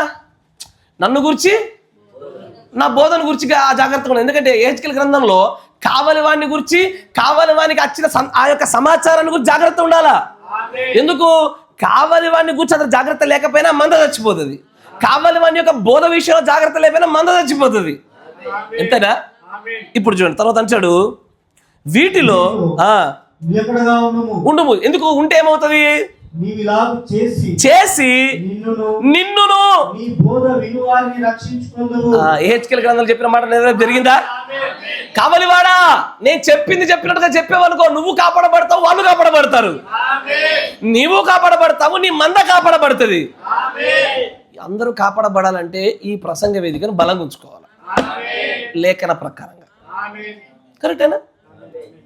అంటే బైబిల్ యొక్క లేఖనాలపైన అందరికి ఒకే రకమైన సమానమైన జ్ఞానం ఉండదు. కానీ ఆ సమానమైన జ్ఞానంలోకి రావడానికే ఈ సంఘము, సహవాసం, బోధ అందరికీ అన్నప్పుడు తెలిసిపోతే నేను అనుకోను. కానీ దేవుడు వీటి తెలుసుకోవడానికి మనకు బోధన అనుగ్రహించినాడు. నేను చేసే క్రియలకు కానీ, నేను తీసుకునే నిర్ణయాలకు కానీ చాలామందికి అది ఎలా కనబడుతుంది అంటే చిన్నపిల్లల తప్పనిలా నాకు కనబడుతుంది. కాదయ్యా, నేను నా సొంత అభిప్రాయాలతో కడిగేయడానికి నేను మీకంటే ఎక్కువ భయపడతాను. యాక్చువల్గా నేను అలాంటి విషయాలు భయస్తున్నాను. ఎందుకంటే దేవుని దగ్గరికి ఆశీర్వాదాలే కానీ కోపం తెచ్చుకున్నామా చచ్చిపోతామయ్యో. ఆ శిక్షలు సామాన్యంగా ఉండవు. వాక్యం ఆధారం లేని ఒక కార్యం చేయాలంటే అంతెందుకు. నన్ను ఈ మధ్యకాలంలో ఋత్విక్ గారి విషయంలో కూడా చాలామంది ప్రశ్నించారు. ప్రశ్నించిన ప్రతి ఒక్కరికి కూడా మీకు తెలుసు, నేను అందరికీ లేఖన ప్రకారం సమాధానం చెప్పాను. అవునా? వ్యక్తిగతమైనటువంటి నా భావోద్వేగాలను బట్టి నా కుటుంబాన్ని నడిపించుకుంటారేమో కానీ సంఘాన్ని నడిపించలేను నేను. ఎందుకో చెప్పనా? దేవుడు అంటే భయం ఎక్కువ, నాకు బాగా భయం ఎక్కువ. ఎందుకంటే ఆయన ఉగ్రత మనం తాళలేనటువంటిది. ఎట్లా పడితే అట్లా సంఘాన్ని నడిపించడానికి దేవుడు ఒప్పుకోడు. సంఘాన్ని నడిపించడానికి ఏదో ఒక లేఖనమైన సరే ఆధారంగా కనబడాలి. ఒక నిర్ణయానికి కానీ, ఒక నడిపింపుకి కానీ, ఒక ఖచ్చితమైన ఒక సిచ్యువేషన్, ఒక పరిస్థితికి కానీ లేఖన ఆధారాలు ఉండాలి. కాబట్టి నన్ను అడగండి, మీకు ఎప్పుడైనా తెలియకపోతే అయ్యా దేన్ని బట్టి నువ్వు ఇట్లా చేసినావు అయ్యా అన్న, నువ్వు ఎట్లా చేసినావు అన్న అని అడిగితే నేను ఆధారం చేసుకుని లేఖనాలు చూపిస్తాను మీకు. ఎందుకంటే మీకున్న జ్ఞానంతో మీ లేఖనాలు కూడా చూస్తుంటే మీకు వేరేలా కనబడుతుందేమో, కానీ నేను వాటిని నా దగ్గర ఉన్న వాటిని అన్నిటి సమగ్ర సమాచారం ఒక దగ్గర పెట్టి చూపిస్తుంటే పరిపూర్ణ చిత్తం బయటపడుతుంది. అక్కడ అది ఉత్పత్తి అవుతుంది. కానీ అక్కడ అంటాడు, నేను నా బోధ ఇవి రెండు సరిగ్గా ఉంటేనే నాతో పాటు మీరు రక్షించబడతారు. కావలివాని యొక్క బోధ రెండు సరిగ్గా ఉండడంలో జాగ్రత్తగా ఉంటేనే.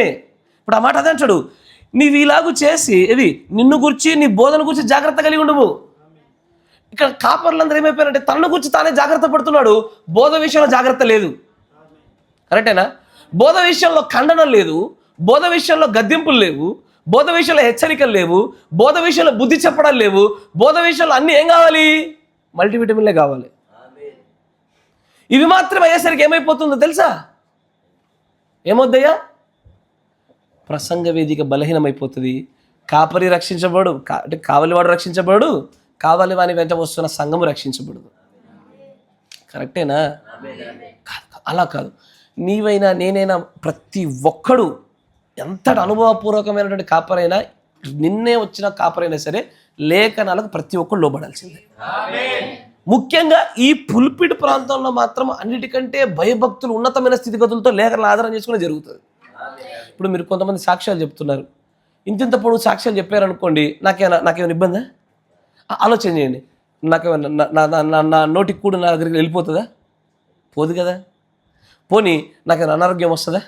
రాదుగా. ఏం జరుగుతుందంటే ఈ గడియ వర్తమానంలో బ్రహ్మం గారి ద్వారా దేవుడు పెట్టిన క్రమానికి మీరు తొలగిపోకుండా ఉండటకు జాగ్రత్తగా పెట్టడమే నాకు కావాలి పని. ఆయన ఎలాగూ పాటలు పాడమంటే అలా పాడదాం, ఎలాగూ సంఘక్రమం జరగాలంటే అలా జరిగిద్దాం, ఎలాగూ సాక్ష్యం చెప్పమంటే అలాగే చెప్పేద్దాం. ఇక్కడ సుకేష్ అనేటువంటి వ్యక్తిగతమైన అభిప్రాయాలను బట్టి కూడా ఆరాధన క్రమం నడవడానికి వీలేదు. వర్తమాన ప్రకారంగా జరగాలి. సంఘక్రమంలో ఏది సెలవివ్వబడిందో దాన్నే చేయాలి. అర్థమైంది? ఇప్పుడు నేను ఒక సాక్ష్యం చెప్తాను అని నేను నిలబడి కాపరిని కాబట్టి నేను 10 నిమిషాలు చెప్తూ ఊరుకుంటుందా? నేనైనా సాక్ష్యానికి అంతే లోబడాలా? సార్ అంతేనా కదా? నేనైనా దానికి అంతే లోబడాలా, విశ్వాసైనా దానికి అంతే లోబడాలా, ఎవరైనా దానికి అంతే లోబడాలా. పాటలు పాడడానికి కూడా అంతే. వాక్యం చెప్పేటప్పుడు మధ్యలో ఒక వ్యక్తి లేచి నిలబడ్డానికి కూడా వర్తమాన ప్రకారంగా అది తప్పే. నేను అందుకే పిల్లలు లేస్తుంటే బలంగా ఖండిస్తున్నా. పెద్దలు మీరు లేస్తున్నారు, మీలో కొంతమందికి ఆరోగ్య సమస్యలు కాబట్టి మీరు లేస్తున్నారు. అందుకే నేను మిమ్మల్ని గురించి చెప్పలేదు. వర్తమానానికి కానీ క్రమానికి కానీ విరోధంగా ఒకసారి లేచి చూడండి. గద్దించకపోతే నేను అబద్ధ కాపరిని, వెన్నుముక్కలేని పాస్టర్ని అయిపోతాను నేను. కరెక్టేనా? అలా ఖండించకపోతే నేను ఏమవుతాను? వెన్నుముక్కలేండి. ఎప్పటి వరకు? సంఘ పెద్దలు వచ్చే వరకు. సంఘ పెద్దలు ఒకసారి రాగానే కాపరి పనులు చేసుకోకూడదు. సంఘ పెద్దలు దేవుడు ఏమంటాడు ప్రవక్త ద్వారా? డీకన్స్ ఆర్ ద పోలీసెస్ కదా. వాళ్ళు సంఘానికి పోలీస్ వ్యవస్థ లాంటి వారు. క్రమంగా ఉండడానికి, అల్లరి చేయకుండా, స్థలాలు సరిపోతున్నాయా లేదా అన్ని విషయాలు చూసుకున్నట్టుగా చేసేది వాళ్ళే. కానీ ఇలాగూ జరగలేదనుకో, ఇలా ఎందుకు ఏర్పడతలేదు? అన్ని సంఘాలు ఇదే క్రమం ఎందుకు రావట్లేదు? అన్ని చోట్ల ఇదే క్రమాన్ని ఎందుకు ఏర్పాటు చేయలేకపోతున్నారు? బలహీనంగా ప్రసంగ వేదిక ఉండడం వల్ల. అయ్యా, ఈ ప్రసంగ వేదికని నా ఇష్టం చొప్పు నేను ఉంచాలనుకోవట్లేదు. మీకు నచ్చినట్టు కూడా నేను ఉంచడానికి సిద్ధపడతలే. నాకు దేవుడు ఒక గ్రంథాన్ని ఇచ్చినాడు, విమోచన గ్రంథాన్ని. ఆ విమోచన గ్రంథం గుండా వచ్చిన స్వరంలో ఏది ఉందో అదే చేద్దాం అంటున్నా. వేరేది ఏది అక్కర్లేదు. కొంచెం ఎక్కువ అవద్దు, కొంచెం తక్కువ అవద్దు, ఎంత ఉందో అంత చేద్దాం. ఈ ప్రసంగ వేదికను మాత్రం బలపరుచుకుందాం. అంతేనా కదా? తర్వాత ఇంకొంచెం ముందుకు రండి. ఐదవ అధ్యాయంలో అంటాడు ఇంకొన్ని విషయాలు. జస్ట్ ఒక 5 నిమిషాలు ఇక్కడ చెప్తారు చూడండి. మళ్ళీ కాపరికి ఉండే కొన్ని నియమాలు ఉంటాయి. ఇప్పుడు వృద్ధుడు ఉంటాడు. ఎవరు? ఇప్పుడు మన హలుడి అమ్మ లాంటి వయసు కలిగిన వారు. వృద్ధులు అన్న వయసుకి సరైన వయస్సు. వృద్ధులను గద్దించొద్దు వాళ్ళని. చిన్నపిల్లలను కదా ఖండించినట్టు, వాళ్ళ దెబ్బలేసినట్టు వాళ్ళని వేయడానికి వీల్లేదు. వృద్ధులను ఎప్పుడు కూడా గద్దించకూడదు. అతను ఏం చేయాలా? తండ్రిగా భావించి హెచ్చరించాలంతే. ఏమని? అమ్మ, ఈ పని చేస్తే ఖచ్చితంగా దేవుడు నిన్ను కొడతాడు, దేవుడు కృపను కోల్పోతావు, దెబ్బలు తింటావు, జాగ్రత్త అని హెచ్చరించడమే. కానీ గద్దింపులు ఇవ్వడానికి వీల్లేదు, హెచ్చరికలే ఇవ్వాలి అక్కడ. తర్వాత అన్నదమ్ములని, ఎస్, యవనులను, తల్లులని, వృద్ధులను, వృద్ధశ్రీలను, అక్క చెల్లెలని పూర్ణ పవిత్రతతో యవన స్త్రీలను హెచ్చరించుము. నిజముగా అనాథలైన విధవరాలను సన్మానింపుము. అయితే ఏ విధవరాలికైనాను పిల్లలు గాని మనవలు గాని ఉండిన ఎడల వీరు మొదట తన ఇంటి వారి ఎడల భక్తి కనపరుచుకున్నటకును తమ తల్లిదండ్రులకు ప్రత్యుపకారం చేయుటకును నేర్చుకునవలెను. ఇది చూసారా? కాపరికి ప్రత్యేకమైన నియమాలలో ఏముంటుందంటే, నువ్వు విధవరాలను సన్మానించాల. సహోదరులు అందరూ ఒకటే, కానీ దానిలో విధవరాల పట్ల సన్మానం ఎక్కువగా ఉంటుంది. ఇది లేఖనము. అంతేనా? తర్వాత ఇంకొచ్చే ముందుకు రండి. అయితే నిజంగా అనాథ అయిన విధవరాలు ఉమ్, ఏకాకి అయి ఉండి దేవుని మీదనే తన నిరీక్షణ ఉంచుకొని విజ్ఞాపనలందును ప్రార్థనలందును ఉమ్, రేయింబగలు నిలకడగా ఉండును. ఉమ్, సుఖభోగములందు ప్రవర్తించినది ఉమ్, బ్రతుకుచుండి చచ్చినదై ఉండును. ఉమ్. వారు నిందారహితులై ఉండునట్లు ఇలాగూ ఆజ్ఞాపించుము. ఎవడైనను స్వకీయులను విశేషంగా తన ఇంటి వారిని సంరక్షింపకపోయిన ఎడల వాడు విశ్వాస త్యాగం చేసిన వాడై విశ్వాస కన్నా చెడ్డవాడై ఉండును. 60 ఏళ్ల కంటే తక్కువ వయస్సు లేక జాగ్రత్త వినాలి. 60 ఏళ్ల కంటే తక్కువ వయస్సు లేక ఒక్క పురుషునికే భార్య అయి సత్క్రియలకు పేరు పొందిన విధవరాలు పిల్లలను పెంచి పరదేశులకు ఆతిథ్యం ఇచ్చి పరిశుద్ధుల పాదములు కడిగి శ్రమపడు వారికి సహాయం చేసి ప్రతి సత్కార్యము చేయ పూనుకొనినదైతే ఆమెను విధవరాల లెక్కలో చేర్చవచ్చును. అందరిని చేర్చడానికి వీల్లేదు, దానికి ఒక వయస్సు పరిమితి కూడా ఉంది. చూసారా? ఇవన్నీ తెలియకపోతే ఏమవుద్దంటే అయ్యా, అంటే నేనేమో లేఖనాలను బట్టి చేస్తుంటే చూసే వాళ్ళకి పక్షపాతంలా కనబడుతుంది. కరెక్టేనా? అరే ఎందుకు మా కాపరి మా అందరూ ఒకేలా చూడట్లేదు, పిల్లలందరూ ఒకటేలాగా ఉండరా? అందరూ ఒకటే, కానీ వాక్యంలో ఒక్కొక్క వర్గానికి ఒక్కొక్క రకమైనటువంటి ప్రత్యేక నిశ్చితమైన ప్రత్యేకతనిచ్చాడు ఆయన. 60 ఏళ్ళకు పైబడిన వారికి ఒకలాగా, 60 ఏళ్ళ కింద ఉన్న వారికి ఒకలాగా. ఆ 60 ఏళ్ళ కింద ఉన్న వారిలో కూడా మళ్ళీ ఇక్కడ క్రీస్తులో అప్పుడే కొత్తగా వచ్చిన వారికి ఒకలాగా, ఇదివరకు అనుభవంతో చాలా సంవత్సరాలు వచ్చిన వారికి ఒకలాగా. ఆ మాట వింటున్నారా? పౌలు గారు ఒక చోట అంటారు, ఒక్క నిమిషం నేను చూపిస్తాను మీకు. కొత్తగా చేర్చబడిన వాళ్ళ గురించి పౌలు గారు రాస్తారు.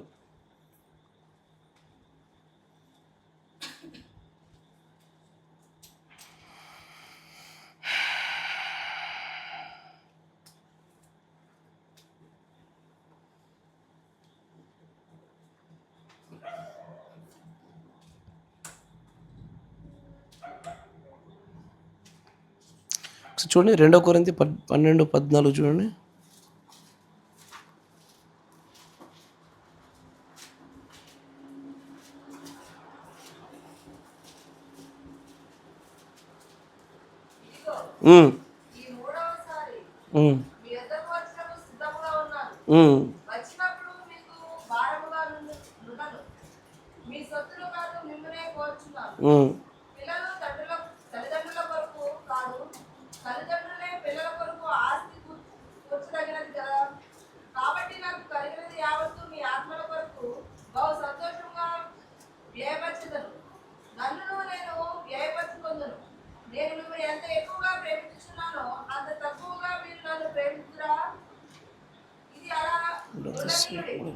రెండవ తెస్సలోనికీయుల పత్రిక 3వ అధ్యాయం చూడండి ఒకసారి. నేను ఇది ఎప్పుడు కూడా రాసుకొని ఉండలేకపోయాను, మర్చిపోతున్నాను. 2వ తెస్సలోనికీయుల పత్రిక 3వ అధ్యాయము 8వ వచనం చూడండి ఒకసారి. ఇది కూడా కాదు. ఎవరి యొద్దను ఉచితంగా ఆహారం పుచ్చుకొనలేదు, మేము మీలో ఎవరికి భారంగా ఉండకూడదని ప్రయాసముతోనూ కష్టముతోనూ రాత్రింబగలు పని చేయుచు జీవనము చేస్తిమి. మీరు మమ్మల్ని పోలి నడుచుకున్నామని మమ్మల్ని మేము మాదిరిగా కనపరుచుకునేకే ఇలాగ చేస్తుంది, కానీ మాకు అధికారం లేదని చేయలేదు.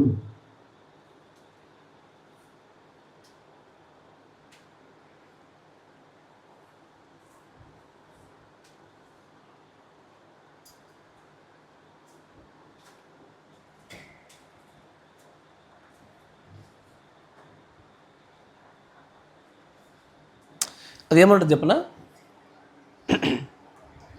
విగ్రహార్పితములు తినకూడదనియు, మరియు గొంతు పిసికి చంపిన దాన్ని తినకూడదనియు అని ఒక 4 రూల్స్ పెడతాడు. ఇంతకు మించి మీ పైన ఎక్కువ భారాన్ని నేను పెట్టదలుచుకోవట్లేదు అంటాడు ఆయన. జాగ్రత్తగా ఒకసారి ఒక్క నిమిషం నాకు సమయం ఇవ్వండి. నేను అందరూ దాన్ని చాలా ప్రాముఖ్యం అది. ఎందుకంటే అది తెలియకుండా మనలో కొత్తగా చేర్చబడిన ప్రతి ఒక్కరిపైన ఈ సంఘము ఒక జులిపేసేసింది, ఒక దెబ్బ.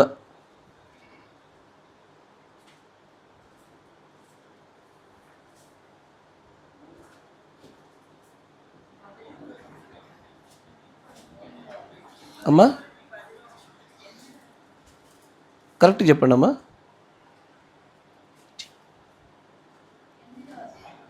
చదువమ్మా.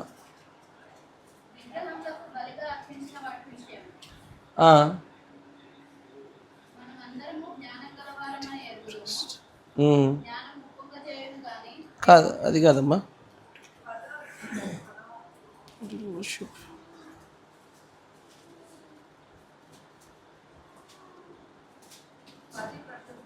చదవండి.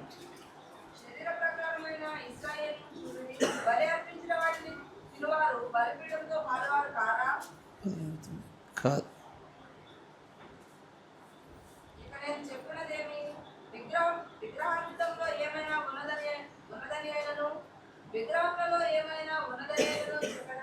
లేదు లేదు, కాదు. అపోస్తుల కార్యము 15వ అధ్యాయం. అమ్మ గమనించాలి, జాగ్రత్తగా వినాలి అందరూ కూడా. అపోస్తుల కార్యం 15వ అధ్యాయము. ఈ విషయం ఎప్పుడు గుర్తుంచుపెట్టుకోండి, అండర్లైన్ చేసుకోండి, బలంగా రాసి పెట్టుకోండి ఎప్పుడు కూడా. 28వ వచనం. విగ్రహములకు అర్పించిన వాటిని, రక్తమును, గొంతు పిసికి చంపిన దానిని, జారత్వమును విసర్జింపవలను. ఆగండి, ఏమన్నాడు? ఈ అవశ్యమైన అంటే పైన ఎన్ని చెప్పాడు? ఎన్ని విషయాలు? 4 ప్రధానమైన విషయాలు చెప్పాడు ఆయన కదా. ఒకటి విగ్రహములకు అర్పించిన దాన్ని, రెండోది రక్తాన్ని, మూడోది గొంతు పిసికి చంపిన దాన్ని, నాలుగోది జారత్వం అంటే ఈ యొక్క వ్యభిచారము, జారత్వం అన్నీ ఒకటే కేటగిరీ.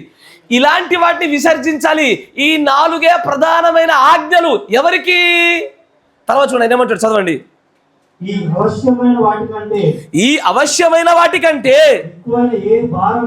ఎక్కువైన ఏ భారాన్ని మోపకూడదని తోచెను. వీటికి దూరంగా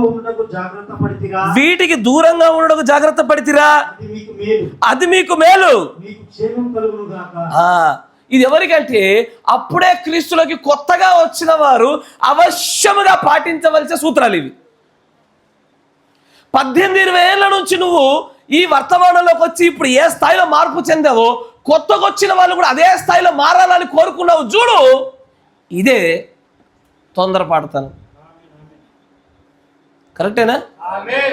ఇప్పుడు మనం ఏదైతే ఇప్పుడు ఏ విశ్వాస స్థాయిలో ఉన్నామో, ఏ సమర్పణ స్థాయిలో ఉన్నామో, లోకం నుంచి ఎంత వేరయ్యామో, కులాల్లోంచి బయటకు వచ్చేసాము, వివిధ రకాల గ్రూపుల్లోంచి బయటకు వచ్చేసాము. కరెక్టేనా? మనం రావడానికి మనకి ఎంత టైం పట్టింది? ఒకరికి 15, ఒకరికి 20, ఒకరికి 16, ఒకరికి 12. కరెక్టేనా? నిన్న మొన్న వచ్చిన సంవత్సరాల కింద వచ్చిన పైన పెడుతున్నారు చూడండి భారాలు, పిసికి చంపడాలు. మీరు వాళ్ళని కలవడాలు, వాళ్ళని పిసికి చంపడాలు, నేను పోయి మళ్ళీ దాన్ని మీరు చెడగొట్టిందని బాగు చేసుకోవడాలు. మీరు చెడగొట్ట నేను బాగు చేయ, మీరు చెడగొట్ట నేను బాగు చేయ. కొత్తగా వచ్చిన వాడిపైన ఎంతటి భారం పెంచాలా, వారికి ఎంత వాక్యాహారం అందించాలా? ఇదివరకే నువ్వు క్రీస్తులోకి వచ్చి చాలా సంవత్సరాలైందా, వాళ్ళపైన పెట్టు భారము. కానీ కొత్తగా వచ్చిన వారు అవశ్యంగా ఈ 4 వారు బలంగా పాటించి తీరాలా. తర్వాత వారు వింటున్న కొద్దీ మెల్లమెల్ల మార్పు చెందాల. అంతేగాని 20 ఏళ్ల నుంచి నేను పొందుకున్న ఈ మార్పుని కొత్తగా వచ్చాడు ఇప్పుడే పొందాలా. ఇప్పుడే అమ్మ దేవుడు అన్న వేషధారి, నీకు అయితే ఓ సమయము, వాళ్ళకైతే ఓ సమయమా? వాక్య విరుద్ధమైన జీవనోపాధులు మనం మానేయడానికే చాలా టైం పట్టింది. బీడీలు మానేయడానికి మనకు 10-20 ఏళ్ళు పట్టింది. అంతేనా? వర్తమానం వచ్చే వెంటనే మానేసామా? కానీ కొత్తగా వచ్చే వాళ్ళ పైన మాత్రం మనం జులిపించిన విధానాలు సంఘానికి ఆత్మలు రాకుండా చేసి పడేసాం మనం. ఇది వాక్యం గురించి మనకు బాగా జ్ఞానం ఉంది అనుకుంటాం, కానీ అయ్యా లేఖన ముందు తీసుకొచ్చి పెడితే మనం ఎంత అగ్నిదలమో బయటపడిపోతుంది. అక్కడ మనకు పరిశుద్ధాత్మ నడిపింపుతో చేయని ఏ కార్యమైనా నష్టాన్ని కలుగజేస్తుంది. కాపరి కూడా విశ్వాసుల్లో ఇదివరకే క్రీస్తులోకి చాలా సంవత్సరాల కింద వచ్చి నీతిమంతులుగా నడుస్తున్న వారితోని, దుర్మార్గతలు నడుస్తున్న వారితోని వేరువేరుగా ప్రవర్తిస్తాడు ఆయన. కరెక్టేనా? దుర్మార్గంగా నడుస్తున్న వారి పైన కొంచెం ఎక్కువ ప్రేమ కనబరుస్తాడు. కరెక్టేనా? ఎస్ఆర్లో అల్లరుడి పైన ఎక్కువ ప్రేమ ఉంటుంది. ఒక క్లాస్లో ఒక టీచర్ కూడా బాగా చదివేటం దిక్కు చూడు, ఎటా బాగా చదువుతాడని తెలుసు. ఎవడైతే అల్లరి చేస్తాడో వాన్నే చూస్తుంది ఇక ఆమె. అంతేనా కదా? కొత్తగా వచ్చిన వారిపైన ఒకటి, పాతగా వచ్చిన వారిపైన ఒకటి. వాక్య నియమాలు తెలియకపోతే సంఘాలు బలపడవయ్యా. కాపరి ఇగో వీటన్నిటిని దృష్టిలో పెట్టుకొని ఒక్కొక్కరితో ఒక్కొక్క రకమైనటువంటి పోషణ, తలాంతుతో వాళ్ళతో వ్యవహరిస్తూ ఉంటాడు ఆయన. చూసే వాళ్ళకి ఎలా కనబడుతుంది అంటే పక్షపాతంలా కనబడుతుంది ఇది. కానీ ఆ కాపరికి ఆ లేఖనాల ఆధారాలు కొన్ని ఉంటాయి. కొత్తగా వచ్చేవాడు ఒకలాగా ఉంటుంది, మళ్ళీ స్త్రీ పురుషులు ఒక్కరిపైన ఒక్కొక్కరు ఒకలా ఉంటుంది. నేను పురుషులతో సంధించాలంటే స్త్రీలతో సంధించే అవకాశం ఉండదు నాకు. నేను సంధించాలంటే పక్కన నా భార్య ఉండాలి లేదా మీ భర్తని ఉండాలా. ఊరికే సంధించలేను నేను, కుదరదు నాకు అది. Yes sir. వీటన్ని నియమాలు లేకపోతే కాపరి మనం తప్పుగా అర్థం చేసుకుంటాము. ప్రసంగ వేదిక బలహీనమైపోతుంది. మన ప్రసంగ వేదిక బలహీనం చేయడానికి కాదయ్యా. హెచ్చు పరిస్థితుల్లో దీన్ని ఎంత బలంగా ఉంచుకుంటామో, కావలివాడు బలంగా ఉంటే కావలివాని సమాచారం మనల్ని కాపాడుద్ది. కావలివాని సమాచారము మనల్ని కాపాడుద్ది. ఈ లేఖనం చూసారు ఎలా ఉందో? పౌలు గారే అంటున్నారు, ఇంతకంటే ఎక్కువైన భారాన్ని మీ మీద పెట్టను ప్రస్తుతానికి, మీరు దీంట్లో నిలకడ ఉండి బలపడండి, నెమ్మది నెమ్మది నేర్చుకుందరు అన్నాడు ఆయన. జాగ్రత్తం అయితే చేయొద్దు. ఈ వ్యభిచారాలు జాగ్రత్తలు ఇవి దూరంగా ఉండాలా. ఈ గొంతు పిసికి సంపడాలు, లేకపోతే విగ్రహార్పితాలు, విగ్రహ ఆచారాలు ఉంటే చూసిరా, విగ్రహ సంబంధమైన ఆచారాలు, ఈ నగలు, ఈ బంగారాలు, ఇవి కొంచెం తొందరనే. మిగిలిన కొన్ని విషయాలు చేర్చబడ్డానికి నిన్న మొన్నగా వచ్చిన వాళ్ళు కూడా, అబ్బా ఆయన అట్లా ప్రవర్తిస్తాడా, అమ్మ ఈమె ఇట్లా ప్రవర్తిస్తుందా, అయ్యో 15-20 ఏం లేదు మనం మారడానికి. ఇప్పుడిప్పుడైనా కొంచెం నీతిమంతురాలుగా అయ్యావు, అలా టైం పట్టదా? అప్పుడే వాళ్ళపైన అంత భారం పెట్టి నొక్కి నొక్కి చంపాలా? చంపకూడదు. They should take their time. ప్రార్థన చేయడం మనం చేసేదేం లేదు. ప్రార్థన చేసి ప్రభువా వారికి జయించు శక్తిని ఆయన అడగాల. ఇక పొద్దుమానం వాళ్ళపైన భారం పెట్టి, ఓ నువ్వు ఆ పని చేయదు, ఓ నువ్వు ఈ పని చేయదు, నువ్వు అట్లుండాలి, నువ్వు ఇట్లుండాలి, అది చేద్దాం ఇది చేద్దాం అంటే వాళ్ళు శుభ్భ దిక్కులేక అనవసరంగా వచ్చింది చర్చికి అనుకుంటున్నాడు. ఇక కరెక్టేనా? ఇది జరిగింది మన సంఘంలో. నా బాధ కూడా అదే. మన సంఘంలో జరిగింది అదే. ఒక విశ్వాసిని నెమ్మదిగా దేవుని వైపు తీసుకురాగలిగేటువంటి పరిశుద్ధాత్మ ఆ చాతుర్యం లేకపోయినప్పుడు, శక్తి లేకపోయినప్పుడు నిమ్మలంగా కూర్చోవాలి. కాపరి కంటగట్టాలి. ఏదన్నా కాపరి కాపరి కాపరిని మొత్తం కాపరిని పడేసాను. రేపు పొద్దున నేను దేవుడిని అడిగితే నేను దులిపేసుకున్న ప్రభావ చేతులు అని చెప్పి దేవుడు కాపరిని ప్రశ్నించుకుంటాడు. కానీ కాపరి మీద పడేయకుండా మనం వ్యక్తిగతంగా చేస్తున్నప్పుడు ఏమైపోద్దంటే ఆ విశ్వాసులు నాశనం అయిపోతారు. ఎవరు బలపడరు, ఎప్పటికీ రారు వాళ్ళు. మళ్ళీ వాళ్ళు రావాలంటే మరొక గొప్ప అద్భుతం జరిగితే తప్ప రారు. ఒక గొప్ప అద్భుతం చోటు చేసుకోవాలి. ఇప్పుడు అదిగా నేను అద్భుతం కోసం ప్రార్థన చేస్తా ఉన్నాను. ఇప్పుడు అట్లా భారం పెట్టకూడదు. 6 నుంచి వచ్చినటువంటి ఎవరు ఇప్పుడు కాదు, నేను ఇప్పుడు ఒక 7 ఏళ్ళలో ఎప్పుడో ఒక 2-3 సహోదరులు వచ్చేవాళ్ళు, సహోదరి వాళ్ళ పేరు అలాంటి ఒక భారం పెట్టి ఆ భారానికి వెళ్ళిపోయారు వాళ్ళు. అయ్యో, మీకు ముందు కొత్తగా వచ్చిన వారిపైన ఎంత భారం పెట్టాలా, వారి నుంచి ఎంత మార్పు కోరుకోవాలా నేను మీ మధ్యలో చూసా. ఎవరైనా సంఘశాఖ సహోదరు వచ్చి మీ మధ్యలో కూర్చుంటే మంచి వినాలా, ఇచ్చుదా స్త్రీలు మీ మధ్యలో కూర్చుంటే వాళ్ళకి తెలియదుగా ఈ వర్తమానము. ప్రార్థన చేసి ముసిగేసుకుంటే వెనకకెళ్ళి చిన్న పొరలు అయినట్టు బొర్రలు ఆగిర్రు కొంగులు. ఇదేం సంఘం ఇది? కొంగు లేకుండా ప్రార్థన చేసి నన్ను పాడి ఎత్తురేందని చెప్పి బర్రం పారిపోయారు. నువ్వు నగలు మానేయడానికే సంవత్సరాలు పట్టింది, వచ్చి 10 రోజులుగానే తీ తీ తీ తీస్తారు. ఆగరాదు, నీకు ఎందుకంత తొందర? ఈ భారాన్ని ఎందుకు పెడుతున్నావు నువ్వు? నీకు లేఖనాలపైన అవగాహన లేనప్పుడు నేను ఎవడు దేవుడు కార్యం చేయమంటున్నాడు? తీ తీ అరే నేను కదా మెల్లమెల్ల చెప్పేది. వాళ్ళ ఆత్మీయ స్థితి ఎంత ఉంది, వాళ్ళు ఎంత శక్తిని పొందుకున్నారు, బోధలు. అసలు వాళ్ళకి క్రీస్తు అంటే ప్రేమ బలంగా ఏర్పడేవాడు ప్రాణాన్ని ఇస్తాడు ఎవడైనా. ఇది అన్నిటికంటే పెద్ద మాట. నాకు క్రీస్తు అంటే ప్రేమ అనుకో, నీ తొక్కలో బంగారం అది ఇదేందా ప్రాణాన్ని ఇస్తా నేను. అరే ముందు వచ్చిన వాళ్ళకి క్రీస్తుతో పాటు ఒక పెన్న వేసుకునే బంధాన్ని ఏర్పాటు చేయాలి కదా. మళ్ళీ అదే ధర్మశాస్త్రం కాడి కిందకి తీసుకొచ్చి నువ్వు కొంగుది, నువ్వు నగలుది, నువ్వు వాదిది, ఏదో తేడా కొడుతుంది సంఘం వద్దిగా. రారాలు ఈ 4 వారిలో ప్రధానంగా చోటు చేసుకోవాల్సిన విషయాలు. ఇవి జరిగే వరకు కొద్దిగా ఆగండి, నెమ్మదిగా బలపరచనివ్వండి. అంత ఒత్తిడి పెట్టి ఎందుకు చంపేస్తాం మనం వాళ్ళ విశ్వాసాలని? ఈ జ్ఞానము అందరికీ ఉండదు. మీకు తెలియక చేశారు, నేను తెలిసి చేశాను ఎప్పుడు అనను. కానీ ఇప్పుడు తెలుసుకున్నారు కదా, ఇకపైన ఏం చేస్తారంటే తీసుకొచ్చి అన్ని కాపరి మీద పడేయండి. మీ పరిధిలో ఉండే పని మీరు చేయండి. మీ పరిధిలో దేవుడు ఏ పని అప్పు చెప్తాడో ఆ పని చేయాలి. మిగిలిన పని కనుక చేశారనుకోండి ఏమైపోతుందంటే, నేను మొన్న సండే చెప్పిన వర్తమానాన్ని విచిత్రంగా విభిన్నంగా తీసుకున్నారు ఒక సహోదరుడు. అయితే మొన్న ఏం వర్తమానం చెప్పిన వీనింగ్ ఎందుకట్లా జరిగిందంటే నా యవ్వనాన్ని బట్టి తృణీకరించే స్థాయిగా సహోదరుడు వచ్చేసాడు. నేను ఏది మాట్లాడి తప్పే కనబడుతుంది ఇప్పుడు. ఇక అది లాస్ట్కి ఎక్కడికి? రిప్రోబేట్ మైండ్. ఏది పరిశుద్ధాత్మక విరుద్ధంగా రిప్రోబేట్ మైండ్ ఉంటుందా? ఆ తిరస్కార బుద్ధి అనే స్థాయికి వచ్చేసింది ఇప్పుడు. దానికి గల కారణం ఏంది?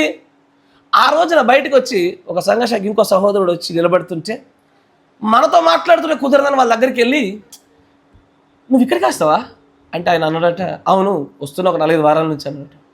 నాకు ఇక్కడ రాబుద్ది కదా, వీళ్ళందరూ క్రిస్మస్లు అది అంటే చేయరు వీళ్ళు, ప్రపంచమంతా ఒకటి ఉంటే ఇది ఒక దిక్కుదారు ఇల్లు అని చెప్పి ఈయన మొదలు పెడితే, దేవుని కృప బట్టి అతనితో మాట్లాడుతున్న మరో సహోదరుడు లేదు లేదు ఇదే కరెక్ట్ సంఘము, ఇక్కడనే ఉండని ఒక మంచి ప్రేమపూర్వకమైన సంభాషణ విన్నాడు.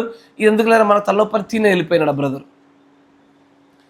ఎక్కడో విశ్వాసుల్లో కలిగే మార్పులో మనం ఎంతవరకు దూరాలి, ఎంత సమయాన్ని తీసుకోవాలి, ఈ నియమాల గురించి అవగాహన లేకుండా మనమే తొందరపాటుతనంలో ఆత్మను పోగొట్టుకున్న వరమైన బలహీనపరిచింది మనమే.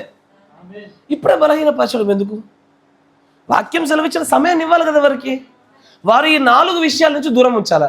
జాగ్రత్తం చేయొద్దు. అరే వ్యభిచారాలు జాగ్రత్తలు నిలబడి దూరంగా ఉండరా. ఒకటి గొంతు పిసికి చంపిందానికి దూరంగా ఉండరా. ఇంకోటి ఏముంది అక్కడ? రక్తం తీసుకోవద్దు నాన్న, విగ్రహార్పితములు విగ్రహాచారాలు చేయకరా. ఇక మిగతా బలహీన తర్వాత చూసుకుందాం, కొంచెం టైం పట్టనియండి వాళ్ళకి. ఈ నియమాలు తెలియకపోతే అయ్యా ఇప్పుడు నేను ఇదే విషయాన్ని ఇది బోధించకుండా ఖండిస్తే మళ్ళా ఏమనిపిస్తుంది? ప్రసంగ వేదిక మళ్ళీ బలహీనమయ్యే అవకాశాలు ఎక్కువ కనబడుతూ ఉంటాయి. లేదు, ఇది మొదలుకొని సంఘాన్ని బలపరచాలా. నేనేం డిసైడ్ అయ్యానంటే మిమ్మల్ని అందరినీ పాస్టర్లను చేసి పడేస్తా. పదవి పాస్టర్లు కాదు కానీ మీ జ్ఞాన బోధలు పాస్టర్ స్థాయికి తీసుకురావాలి. ఇక లేకపోతే మీరు ఎక్కువ నష్టం చేస్తున్నారు. కట్టేది నేను ఇంత, మీరు కూల్చేది ఇంత. నేను పోయి మళ్ళీ దాన్ని కట్టుకొని చేస్తున్నాను నేను. పోనీ ఎవడు ఇది కూలుస్తుందని చూస్తుంటే బయట ఎవడన్నా కూలిస్తే నాకు రోషం వచ్చి నేను బలంగా ప్రార్థన చేసి యుద్ధానికి వెళ్తా. మనోళ్ళే ఎవరినేమందును, ఎవరిని కదిలిచ్చుదును నేను. మళ్ళీ నేనంటే బాధపడతారు. మళ్ళీ నిన్న కాక మొన్న వచ్చినాను నేను, ఏమన్నా పాస్టర్ అంతేనా కదా? కాదు కాదు, కొంచెం ఓపికగా, కొంచెం చాకచక్యం, లేఖనాల్లో కొంచెం పాము లాంటి వివేచన కావాలా. ఇప్పుడు చాలామంది ఇది ఉన్న సమయాలు గారి కుటుంబంలో కావచ్చు, మిగతా చాలా చోట్ల చూడండి, ఏ సంఘానికి వెళ్ళండి ఈ సంఘానికి మాత్రం వద్దు. ఎందుకు? ఆలకిన్లోకి వస్తే ఎంత భారం ఉండో తెలుసు కాబట్టి. కరెక్టేనా? ఎంత మోయవలసిన భారం ఇంతనా అది చూస్తేనే భయపడుతున్నారు వాళ్ళు. పోనీ మనది మంచి ఉద్దేశం లేదా? మంచి ఉద్దేశమే అంటే పవిత్రంగా ఉంటానని తెలుసు, కానీ భారం అధికంగా కనబడేటే చేస్తాం మనం. భారం అధికంగా కనబడేది చేయొద్దు. యేసుప్రభు ఏమన్నారయ్యా, నీ సులువ నువ్వు మోయి అన్నాడు. నా మీద ఆధారపడ్డావు అనుకో, సులువే అన్నాడు. సులువని ఎర్ర చూపించి లోపల లాగేశాడు ఆయన. చేపలు పట్టిది అట్టగేనయ్యా. ఇప్పుడు రెయిన్బో ట్రౌట్ చేప అన్నాడు. చేప ఎట్లేస్తావు? ఒక ఎర్ర దొరుకుతుంది. ఆ ఎర్ర స్వస్థతను, ఆ ఎర్ర అంతరంగా ఎరగడమో, ఆ ఎర్ర అద్భుతాలు జరగడమో, ఆ ఎర్ర ఏదో మెడికల్గా సపోర్ట్ చేయడమో, ఆ ఎర్ర రా బ్రదర్ రా అని ఏదో ఆ ఎర్ర వేసి మెల్లగా దేవునికి అప్పచెప్పాలి. దేవుడు చూసుకుంటాడు. మార్చేవాడు దేవుడే. దేవుడు మారుస్తాడు కదా అని చెప్పేసి మన విత్తనాలు వేయకుండా ఉంటామా? నీళ్లు పోయకుండా ఉంటామా? పైరు కట్ చేయకుండా ఉంటామా?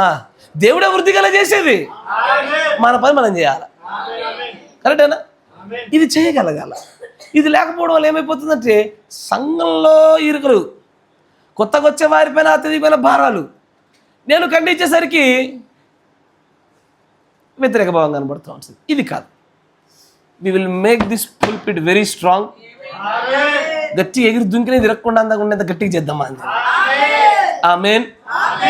కానీ ఈ పుల్పిట్ బలంగా ఉండడానికి దేవుడి ప్రవక్త అనేకమైన విషయాలు చెప్పాడు. దాంట్లో ఒక విషయాన్ని మీకు చూపించి ముగిచ్చేస్తా. ఒక విషయాన్ని చూడండి, ఒక విషయాన్ని చూపిస్తాను. 57-0613A. మిగతా అన్ని చాలా ఉన్నాయి కొటేషన్స్. ఇప్పటిదాకా మనం మాట్లాడిన బైబిల్ విషయాలన్నీ కూడా బ్రహ్మంగా వివరిస్తూ చాలా విషయాలు చెప్తారు దాని గురించి. వాటన్నిటి మళ్ళీ గమనించుదాం.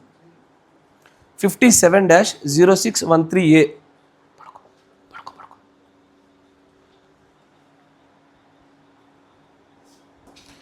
57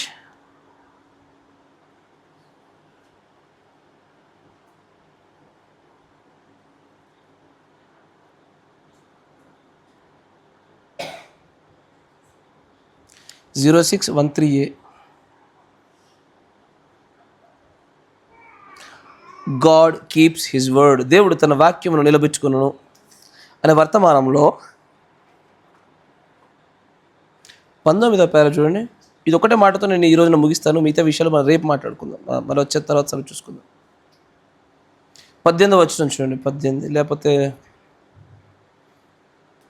17వ వచనం. మరియు ఈ రోజున చాలా మంది చూస్తుంటే వాళ్ళ యొక్క అంశాలు, చర్చిలో బోధలు వాక్యాన్ని ఆధారం చేసుకొని లేవు.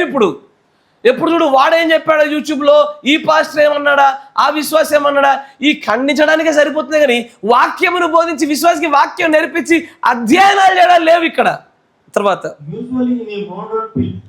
ఇక్కడ చూడు, నవీన ఇప్పుడున్న ఈ కాలంలో ఉన్న పుల్పిట్ల సంగతి గురించి చెప్తున్నాడు బ్రహ్మం గారు. ఈ రోజున ఈ పుల్పిట్ ఎలా తయారయ్యాయంటే, నెక్స్ట్ ప్రెసిడెంట్ ఎవడవుతాడు, మన ఊరు నెక్స్ట్ సర్పంచ్ ఎవరు, మనలో ఎవడు వార్డు మెంబర్కి పోటీ చేస్తాడు, మనం అందరం ఎవరికి ఓటేయాలి, మనం ఏం అడగాలి, బాత్రూంలో ఏం సమస్య, భోజనాల దగ్గర ఏం సమస్య, రాకపోకలకు బస్సు పెడదామా, ఈ వీటి గురించి డిస్కషన్ జరుగుతుంది చర్చిల్లో. ఇది ప్రస్తుత నవీన కాలం పుల్పిట్ల పరిస్థితి. పుల్పిట్లు బలహీనం అవడం గల వాక్యమును ప్రకటించమన్న చోట ప్రెసిడెంట్ ఎవడో అవి మనకెందుకు, కరెక్టేనా? తర్వాత ఒక మంచి ప్రేమపూర్వకమైన పువ్వుల గురించి, ప్రోగ్రాముల గురించి ఎక్కువ మాట్లాడతారు. నెక్స్ట్ ఏ కూటమి, నెక్స్ట్ ఏ మీటింగు, నెక్స్ట్ ఎక్కడికి వెళ్దాము, ఇదే. ఇక వాక్యాల గురించి తక్కువ, ప్రోగ్రాముల గురించి ఎక్కువ. తర్వాత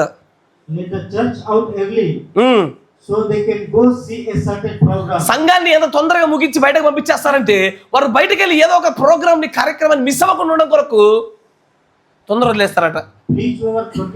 తెలుసా? తొందర వదిలేస్తారట. తర్వాత 20 నిమిషాల కంటే ఎక్కువగా బోధిస్తే బోధించడాన్ని బహిష్కరించేస్తారట. అప్పటికే సంఘంలో విశ్వాసం చూపిస్తారు. ఏంటది?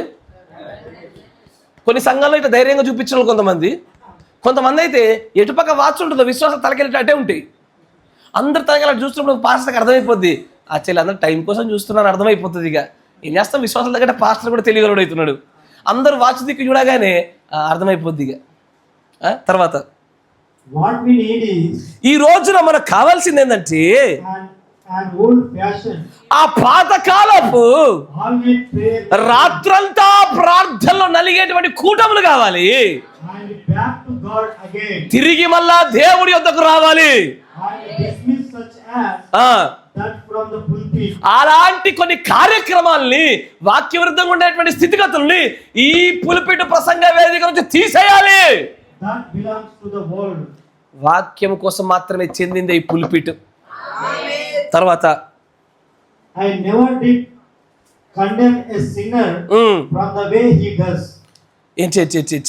ఒక పాపిని ఆయన ఖండించినట్టుగా ఆయన ఖండించట్లేదు. మంచి వినాలా అయ్యా, ఇది జాగ్రత్త వినండి. ఒక పాపిని ఆయన ఖండించినట్టుగా నేను ఖండించట్లేదు. ఎందుకో తెలుసా? వాడు ఇదివరకే పాపి. ప్రకటన 22 దేవుని మాట గుర్తుందా? పవిత్రుడు పవిత్రుడుగానే ఉండాలి, నీతిమంతుడు నీతిమంతుడుగానే ఉండాలి, అపవిత్రుడు అపవిత్రుడే, అన్యాయస్తుడు అన్యాయస్తుడే. కరెక్టేనా? పాపిగా ఉన్నవాడు పాపిగానే ఉంటాడు, వాడిని గురించి నేను ఖండించట్లే. తర్వాత